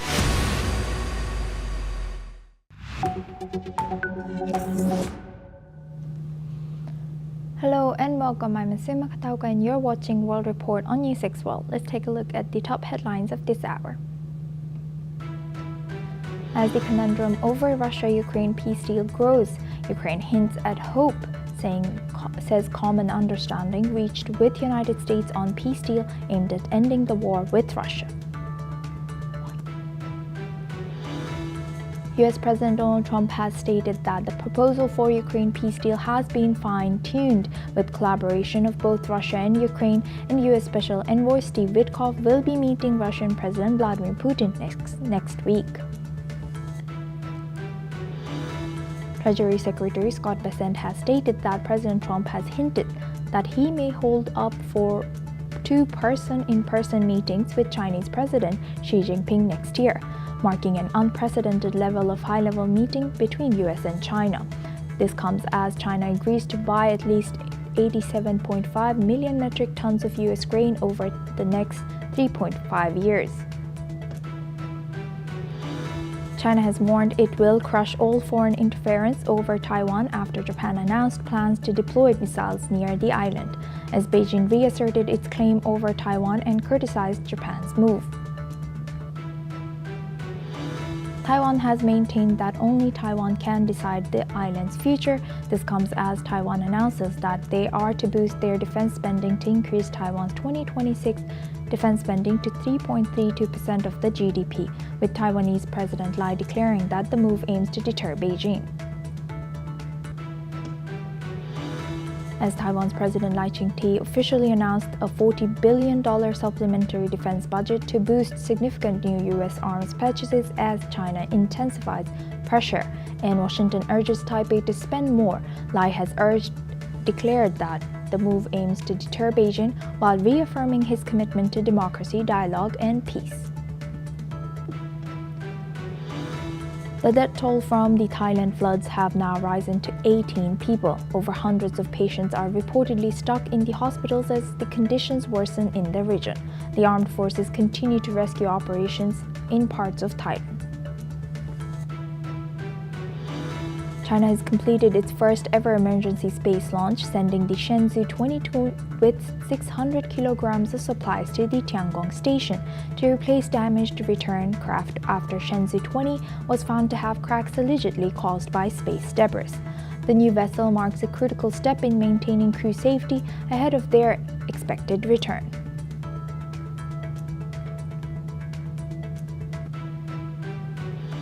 Now we start with Ukraine and Russia. Ukraine's President Volodymyr Zelensky says he's ready to move forward on a US-backed framework to end the war with Russia and to address the most sensitive issues directly with the US President Donald Trump, along with Europe at the table. But deep gaps remain. Kyiv fears being pressured into accepting a deal that could force territorial concessions to Moscow. Zelensky has urged European leaders to help shape the long-term reassurance force for Ukraine, saying security decisions must include the countries they affect. Let's in fact listen into what Ukrainian President Volodymyr Zelensky has shared. Розраховую на подальшу активну співпрацю з американською стороною та з президентом Трампом. Багато залежить від Америки, бо саме на американську силу в Росії зважають найбільше. Я дякую всім, хто з Україною. Я дякую всім, хто допомагає. І важливо зараз тримати внутрішню силу так, як ми всі хочемо, щоб наша сила в дипломатії спрацювала. Meanwhile, President Trump has said that only a few disagreements are left. He's sending U.S. envoy Steve Witkoff to meet separately with President Putin in Moscow and Ukrainian officials, but he has backed away from Thursday's deadline. Let's in fact listen into what U.S. President Donald Trump has shared. Well, I don't have a deadline. You know what the deadline for me is? When it's over. And I think everybody's tired of fighting at this moment. They're losing too many people. We're having good, I don't know, he would like to come, but I think we should get a deal done first. We're having good talks. We started with Russia. We're having some talks with Russia. Ukraine is doing well. I think they're pretty happy about it. They'd like to see it end. And we won't know for a little while, but we're making progress.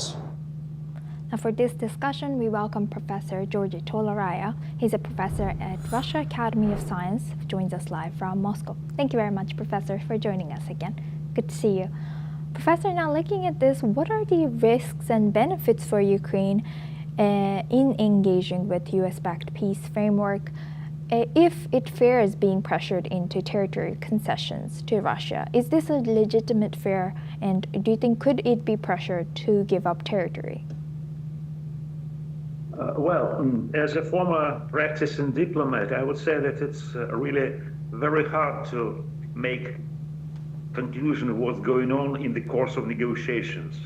There are many positions which are interconnected, and in some places you make concessions to get your point in more important ones. So this is a very complicated process, and when outsiders look at it, most likely you won't understand much.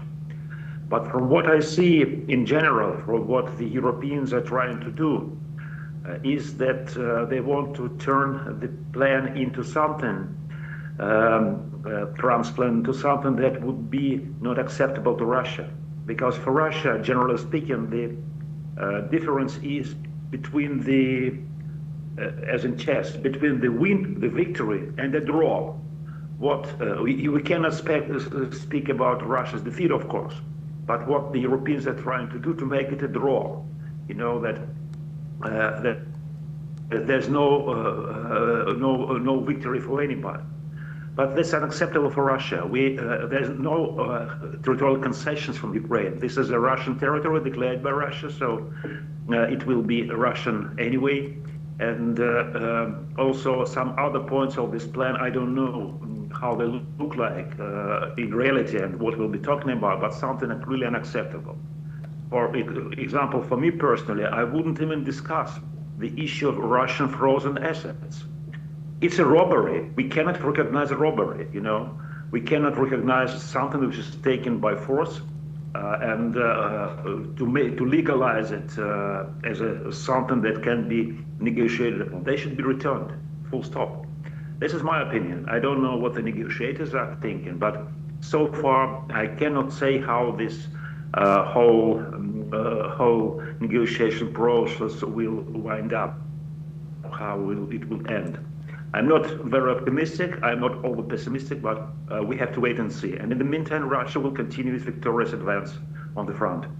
Right. And how do you think this affects the peace process, ongoing peace process between Russia, Ukraine, and U.S. while Ukraine keeps attacking Russia and also Russia also keeps attacking Ukraine? The escalating situation in the front line, do you think it affects the peace process?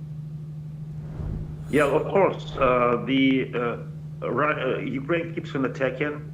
The day before yesterday, I think there were 250 drones shut down, which were shut down over Russia, including the one which attacked Moscow, about a dozen, about 10 of them.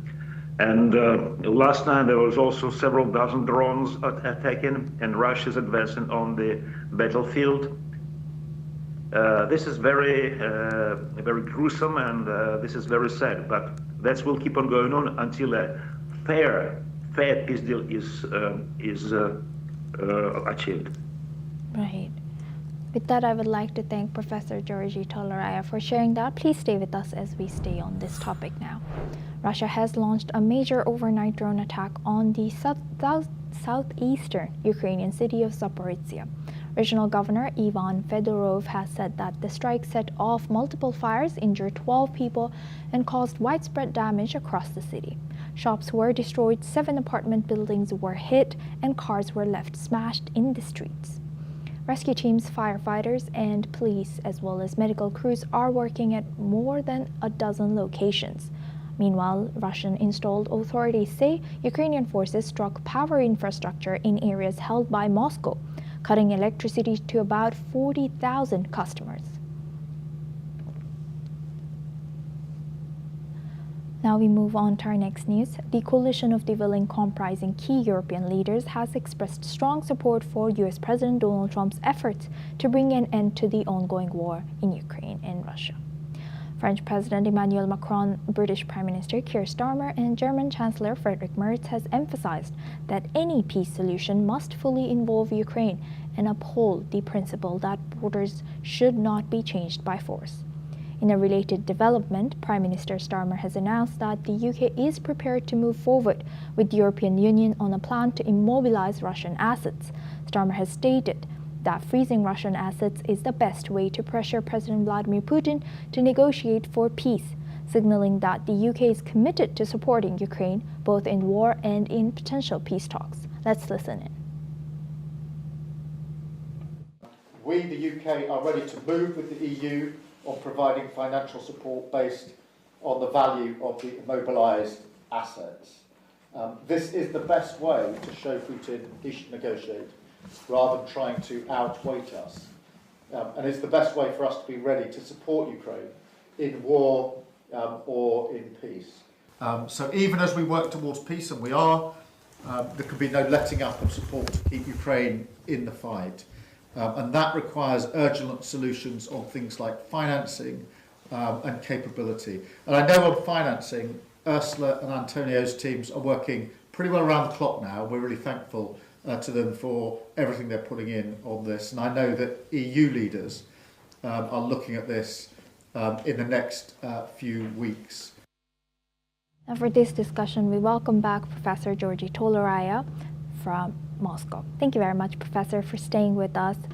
Now, how do you see the coalition of the willing stance of, everything about Ukraine should include Ukraine, but everything about Russia and Ukraine doesn't have to include Russia in the talks? How do you see their view affecting the talks? Does it strengthen or complicate President Trump's efforts to negotiate an end to the war?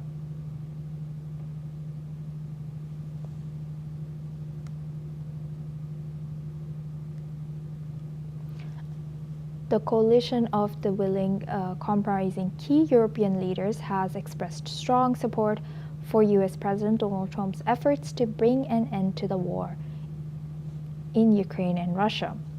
French President Emmanuel Macron, British Prime Minister Keir Starmer, and German Chancellor Friedrich Merz has emphasized that any peace solution must fully involve Ukraine and uphold the principle that borders should not be changed by force.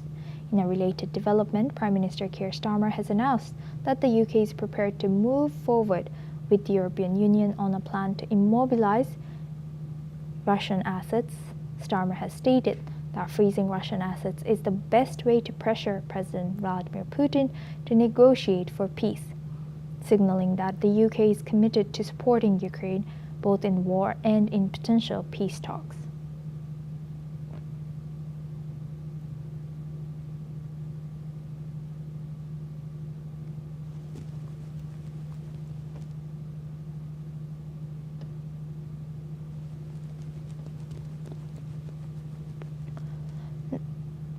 Now we move on to our next news. We are moving on to Asia. Taiwan's president is warning that China is intensifying its military, political, and information pressure on the island.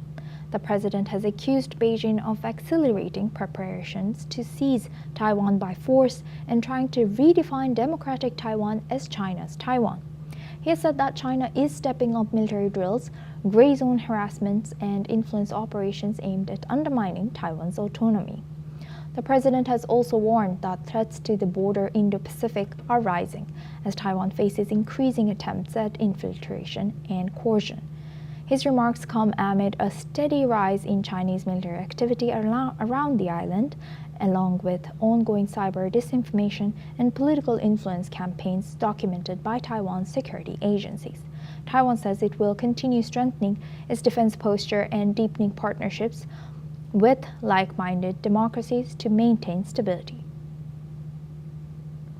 Now for this discussion, we welcome Mr. Andrew K.P. Long. He's an independent China strategist, joins us live from Hong Kong. Thank you very much, Andrew, for joining us again.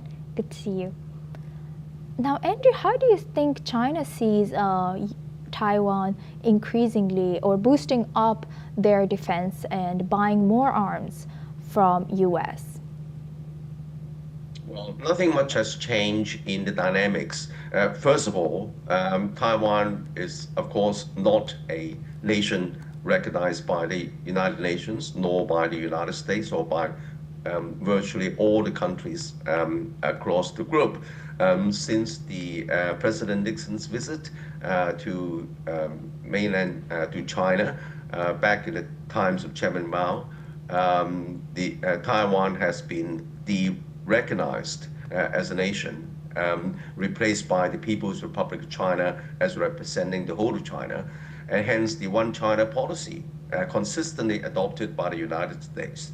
Now, the One China policy is supported by three important legislation or documents. The first one is the China Relations Act, which enables the United States to continue to supply arms to Taiwan to defend itself. So this has been going on for a long, long time.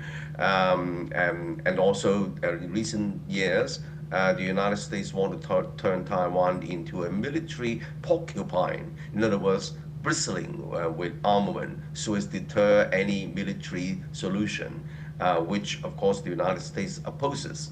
Now this has not been changed. Secondly, it's also been defined by the so-called 3 communique and this 6 assurances given by President Reagan. All these 2 other documents amount to is that the United States takes no position on the future of Taiwan, and it should be left on to the Taiwan people themselves. It opposes the solution of the Taiwan question through military means, and supports the evolution through peaceful means. And secondly, it also affirms that the United States is taking no position or assuming no role for the mediation. So I think that these documents still carry weight and is now being followed. Now, as far as Taiwan is concerned, of course, this through the various elections, you have now a pro-independence or separatist leader. He has always been known as a separatist, and hence it rattles Beijing's relationship no end. Now, as far as Beijing is concerned, the unification remains a long-term strategy enshrined in the China dream and also in China's constitution. How is that going to be achieved? Because most Taiwanese people do not support unification, nor do they dare to declare independence, because that would trigger the Anti-Succession Act on the mainland. The Anti-Succession Act was enacted by Beijing decades ago to forestall the possibility of any de jure declared independence. So most Taiwanese people just want to carry on with the status quo, but unfortunately, that cannot be allowed continue to drift because President Xi did make it quite clear that the latest deadline for unification will be 2049, which is the 100th anniversary of the people's founding of People's Republic of China. Now, how is this going to be achieved? Through three strategies, interrelated strategies. The first one is military deterrence against any de jure declaration of independence. Secondly, through diplomatic and pressure and also economic pressure, because the Taiwan economy is has been dependent on the Chinese mainland economy, especially supply chains. Thirdly, through people-to-people exchanges, the people in both sides are increasingly interacting with one another, tourism, investment, and also job opportunities for young people in Taiwan, including even film directors or actresses from Taiwan featuring in China's films. And so the momentum is now gathering pace. And of course, as Taiwan is being increasingly armed to the teeth, and so China's getting prepared to exercise more deterrence against any separatist movement. Now, there is a big confusion and big red herring, total misunderstanding in the West, as if Beijing is going to invade Taiwan by 2027. Now, the date was mentioned by President Xi, but only to get the People's Liberation Army to be fully prepared to be able to mount a military deterrence against any separatist movement. 2027 is needed so that Beijing would develop an unbeatable force by that time. But it's only a contingency. It's not, repeat, not a date to take military action, because the preference is still for peaceful unification based on the three related strategies which I've outlined. Right. Thank you for outlining all that, Andrew. And Andrew, can you tell us why does this, as you know, you mentioned Taiwanese people and China mainland people's engagement is gaining momentum, and the three ways you mentioned that things could happen. Now, why do you think President Lai so firmly rejects Beijing's one country, two systems stance? And is he popular, or is his stance popular in Taiwan? How long do you think he can carry on this? Well, of course, at the beginning, Beijing was using the Hong Kong Macau example of one country, two systems, but most Taiwan people reject this formula, saying that's not good enough. But I think that Beijing is leaving the options open. If the Taiwanese would like to proceed with negotiation for the unification, I'm sure that the Beijing would find a way to make the final package even more favorable compared with Hong Kong and Macau, provided that the one country principle is upheld. And of course, there will be exercise of sovereignty. I don't think that Taiwan would be allowed to have a separate army, for example. But apart from that, there could be political parties on Taiwan, free and fair elections, and Taiwan able to participate in the international organizations, as in the case of Hong Kong, for example, but using the China bracket Taiwan, as in the case of Hong Kong and Macau, China, Hong Kong, and of course Hong Kong has its own separate flag, but along with the Chinese flag, with the national flag. So all these can be discussed. At the end, the main thing is a united, unifying Taiwan into one country, and also enabling the Taiwan people to live a normal and prosperous life. Right, and Andrea, long ago when I went to Taiwan, I remember when entering Taiwan, I had to, as a Japanese passport holder, I had to sign a waiver saying that I will abide by Chinese law when staying in Taiwan. So since when is this kind of system going on? Well, I'm not familiar with what you said with the Japanese passport. That was a different thing, because there was an incident recently when a Japanese national using some other passport, but nothing to do with Japan, because Taiwan is a separate territory. It's always belonged to China, dating back to the Ming Dynasty in 1300s. And even before, because at that time during the Ming Dynasty, they were already a Beijing administration together with a general station in Taiwan. So it's nothing to do with Japan at all. And of course, Japan invaded Taiwan at the beginning of the Second World War and occupied Taiwan as a colony. Until Japan was defeated. After Japan was defeated, the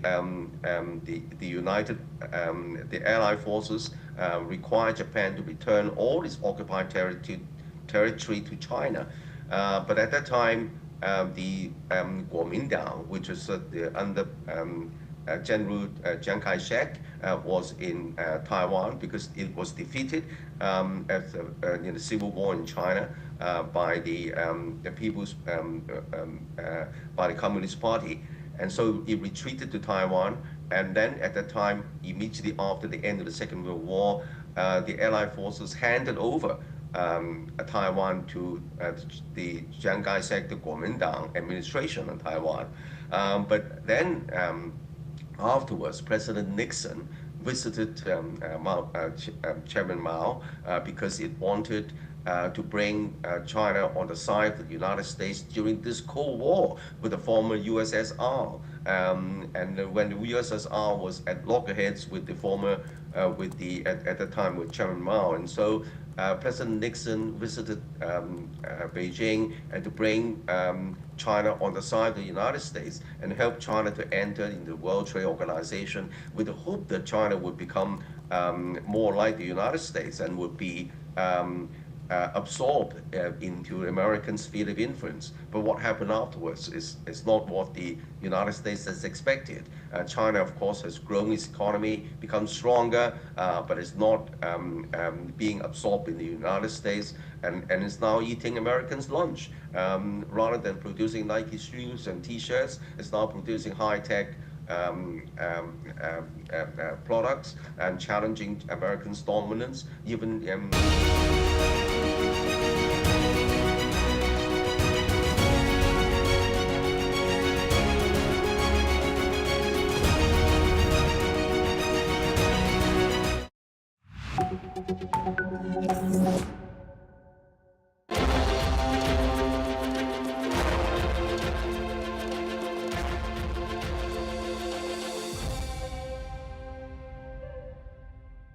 Hello and welcome. I'm Asuma Katauka and you're watching the Africa Brief on NewsX World.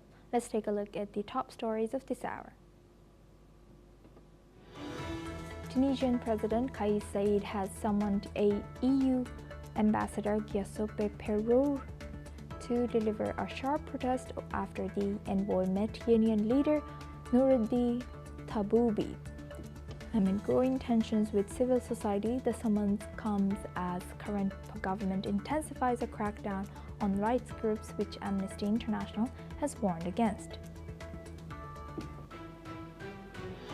Nigeria's kidnapping of 300-plus pupils in Papiri has exposed President Bola Tinubu's deepening security failures. The attack after soldiers allegedly withdrew from the area underscores the military struggle and the government's inability to prevent such mass abductions. An Ethiopian volcano in the Afar region has erupted for the first time in 12,000 years, spewing ash across continents and forcing airlines in India and the UAE to cancel flights. Local officials reported no casualties but warned of serious risks to communities and livestock as ash continues to spread.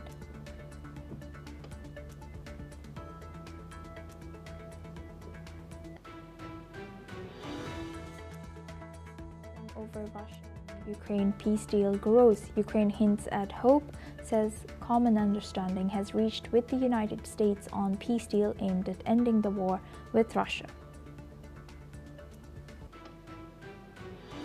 Yes, President Donald Trump has said that the proposal for Ukraine peace deal has been fine-tuned with collaborations of both Russia and Ukraine, as U.S. Special Envoy Steve Witkoff will be meeting Russian President Vladimir Putin next week. Treasury Secretary Scott Bessent has stated that President Trump has hinted that he may hold up to 4 in-person meetings with Chinese President Xi Jinping next year, marking an unprecedented level of high-level U.S.-China contact. This comes as China agrees to buy at least 87.5 million metric tons of U.S. grain over 3.5 years. The death toll from the Thailand floods have now risen to 18 people, and over hundreds of patients are reportedly stuck in the hospital as the conditions worsen in the region, as the armed forces continue to the rescue operations in parts of Thailand.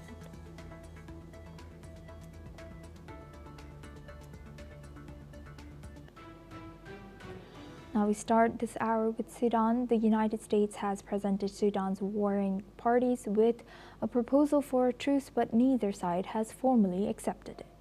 U.S. Envoy Mossad Boulos said the army returned with preconditions he called impossible, while the paramilitary rapid support forces unilaterally declared a ceasefire on Monday. Despite the RSF announcement, the army reported repelling an attack on a base in the West Kordofan region, marking the latest front line. The U.S.-backed plan aims to end the war that erupted in 2023, causing famine, ethnic killings, and mass displacement. Sudan's army has objected to the RSF's presence in civilian areas and the UAE's involvement in talks, while the RSF says its ceasefire is sincere. The United Nations has welcomed the RSF move but emphasized protection of civilians and unrestricted aid access as the true test of commitment. Now for this discussion, we welcome Mr. Ayanuga Olugbenga-Paul. He's a public affairs analyst, joins us live from Lagos. Thank you very much, Mr. Paul, for joining us again. Good to see you. Now, thank you. Now, looking at this, how credible is the ceasefire that's been unilaterally announced by the RSF? Well, I would want to be slow to applaud any party because I do not see too much credibility in the unilateral announcement and also the presentation of truce plan to both teams, which they have formally not accepted from the U.S. shows to you that there is more than meets the eye. I'm sure that the government's thinking is that, oh, we can still take back some of the lost territory, we can still do this, we can still do that. And for now, because those who control government are living in relative safety, they have thousands of guards and army officers to protect them, so they really do not know the plight or feel the plight of the masses that are caught in the middle of the trouble. And that is why we'll feel like, oh, if we put a little more pressure, maybe we can retake back the lost territories. But even if they do retake back the lost territories, at what cost? will that be? At what cost to human lives and property? At what cost to the environment would it be? So I really do not trust. And of course, you know, the Sudanese government have always been harping on the involvement of Qatar in the negotiation. Whilst I don't know what other alternative to suggest to them, but whatever Qatar is doing behind the scene that is making the government uncomfortable to sign deals that is emanating through Qatar's negotiation efforts should be looked into really, so that both parties can really trust the content of what they are signing, because nobody amongst the two wants to be caught up in a situation where they lose out the territories that they have gained. But as a commitment, like the U.S. envoy has said, opening humanitarian corridors, allowing aids to come in, and protecting the civilians, non-combat civilians, should be a priority that will show that truly the RSF means what it says with the truce that he had unilaterally announced, and that might also give confidence to the government force that maybe for us not to look like the bad person in this negotiation, we've seen RSF shown commitment, and then let us also come to the table. But even when the two of them comes to the table, what about the other small guerrilla forces and teams that are also holding on to small blocks of the country where both RSF and the Sudanese government do not have control? How do they bring all of these people so that it will not look as if, oh, it is RSF that broke the truce, or it is government that broke the truce? Meanwhile, it is just some small vigilante groups that are operating in smaller chunks of the territories that are making it look like these are the people breaking the truce. Because if that is not looked into, whoever is sponsoring those ones may not want peace so that they can continue their operations.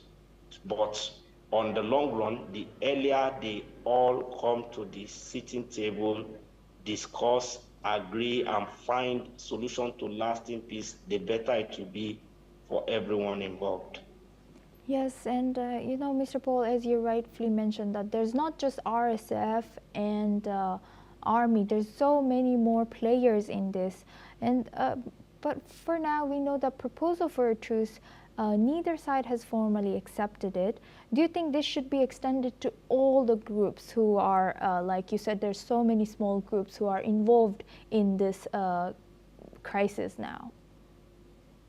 Well, I think they should look into how many of them can be incorporated in the deals, so that you are finding one lasting solution for everybody, something that everybody can find their space within and be able to agree for a credible ceasefire.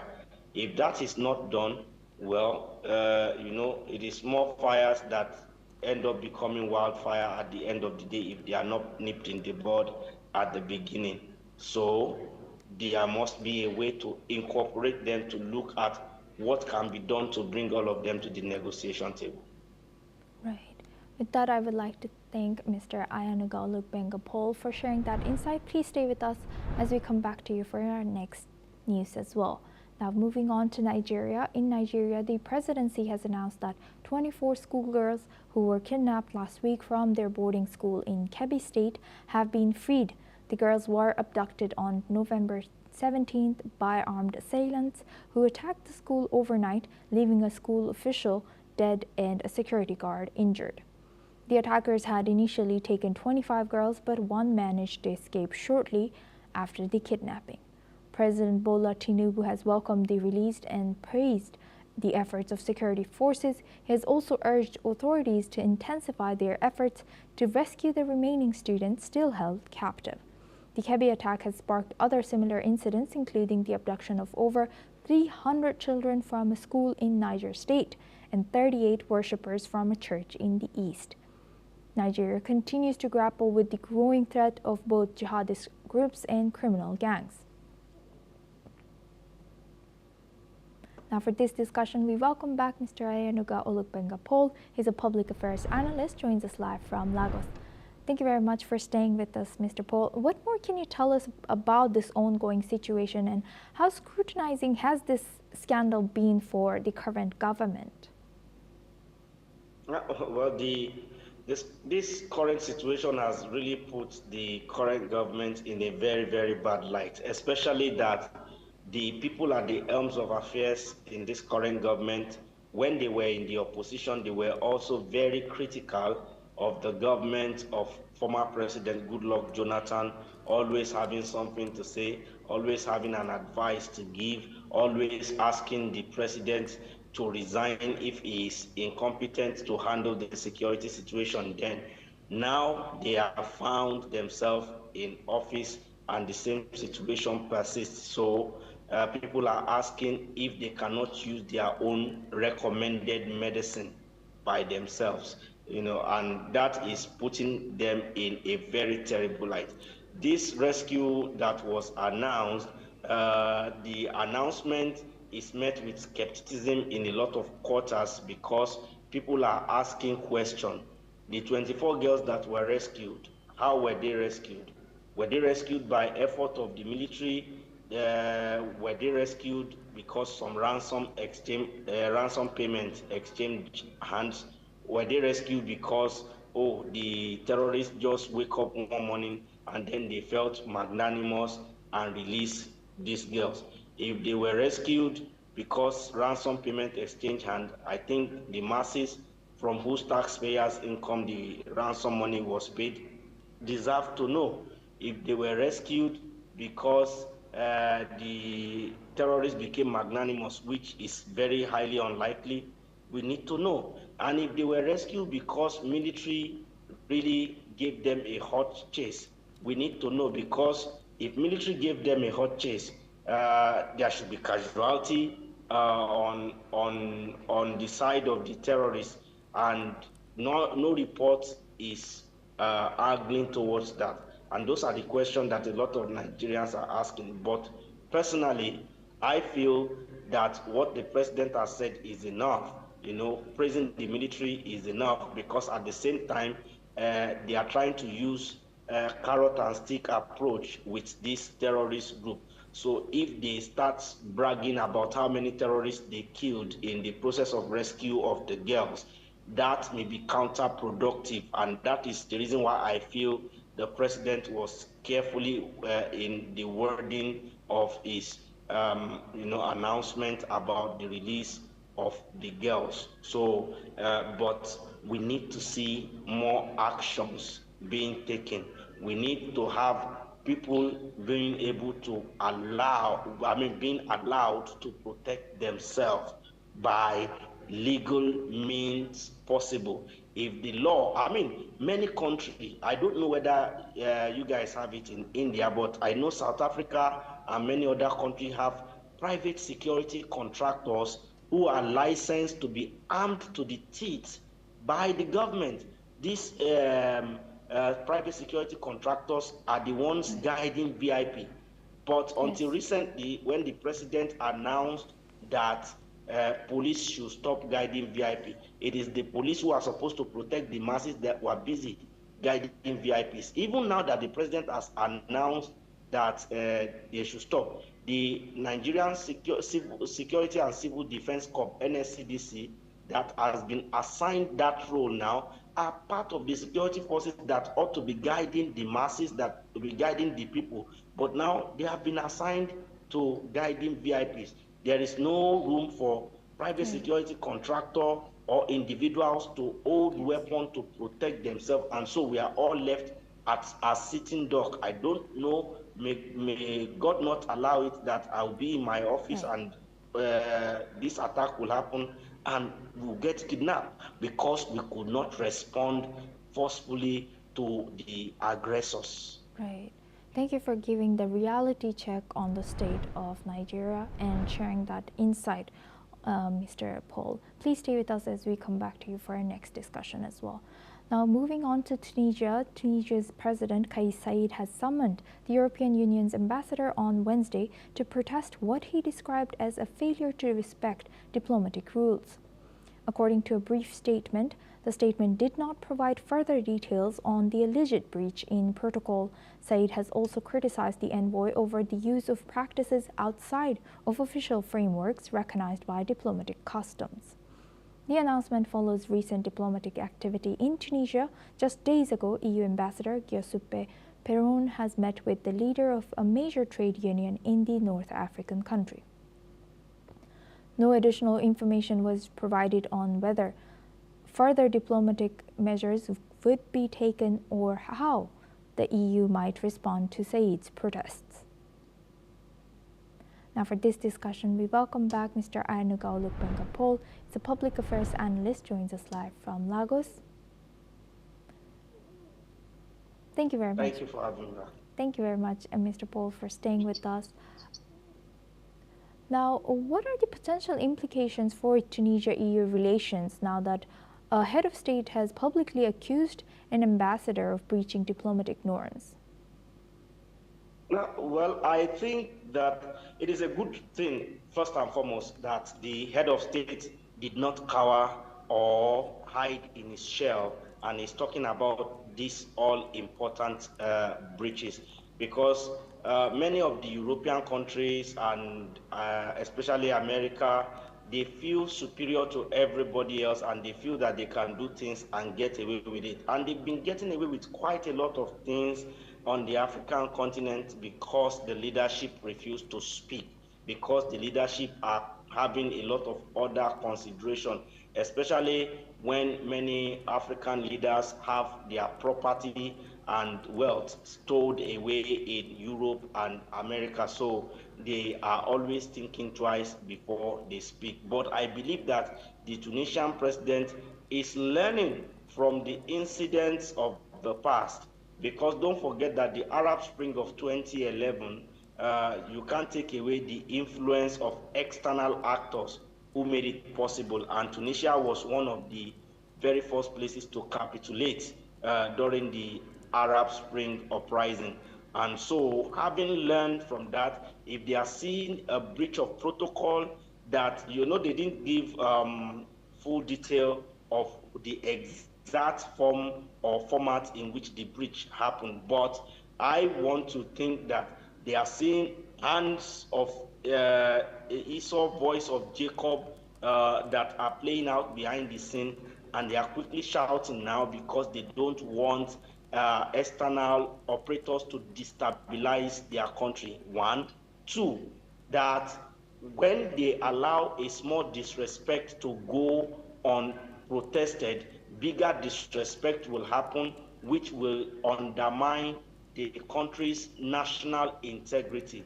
And so I believe it is a good one that the president is speaking of. But I also believe that many of the European Union, they are just, they come back, they can't really bite. They only prey on the fear. And that's why their most important weapon is fear-mongering in the minds of the people. So if people can say, we are standing up to you, I believe that they will adjust. I believe that they will make correction, and smoothing out relations, knowing fully well that many of the European countries depend on Africa to survive, for their resources, for their income, for many things. They depend on Africa. And so an African leader coming to speak up, if he can find his way to influence his neighbors to also stand with him in addressing this disrespect, Europe will have no choice than to listen and make adjustments. So I do not have any fear at all that maybe this will escalate into something that will not be in favor of Tunisia on the long run. I am happy that the president spoke up and stood up for what he believed is the right thing to be done. Yes, and I remember me and you did discuss something similar when French media was accused of last week, and also you showed similar stance on that. It's very nice to hear this again. Now, how do informal or non-official diplomatic engagement, such as the meetings with civil society or trade unions, how do you think this is complicating traditional diplomatic protocols in this case? Well, in fact, it is not just complicating. If they are not careful, it is something of national security concern. Because in every country, trade unions will always have one grouse with the government or the other. In every country, trade union wants more better service condition, better working condition, and several demands that the government will never meet at once, no matter how much the government tries. And so if we are now having external players meeting with trade union without the consent of the government, without the approval from the government, and this is something they will not allow in their own dangerous precedent if it is allowed to slide. Right. With that, I would like to thank Mr. Paul for sharing that. Please stay with us as we come back to you for our next news as well. Now, moving on to Uganda, Ugandan opposition leader Robert Kyagulanyi has accused the government of detaining over 300 of his supporters and party officials since the start of presidential campaign last month. Kyagulanyi, who is challenging President Yoweri Museveni for the second time, claims the arrests are part of an effort to instill fear and disrupt his campaign. Among those detained are ordinary supporters, campaign coordinators, and aides. In recent days, security forces have used tear gas, water cannons, and pepper spray to disperse crowds at Kyagulanyi's rallies in Kampala. The government has not yet commented on the allegations. Kyagulanyi, who came second in the 2021 election, says Museveni's administration has engaged in electoral fraud and in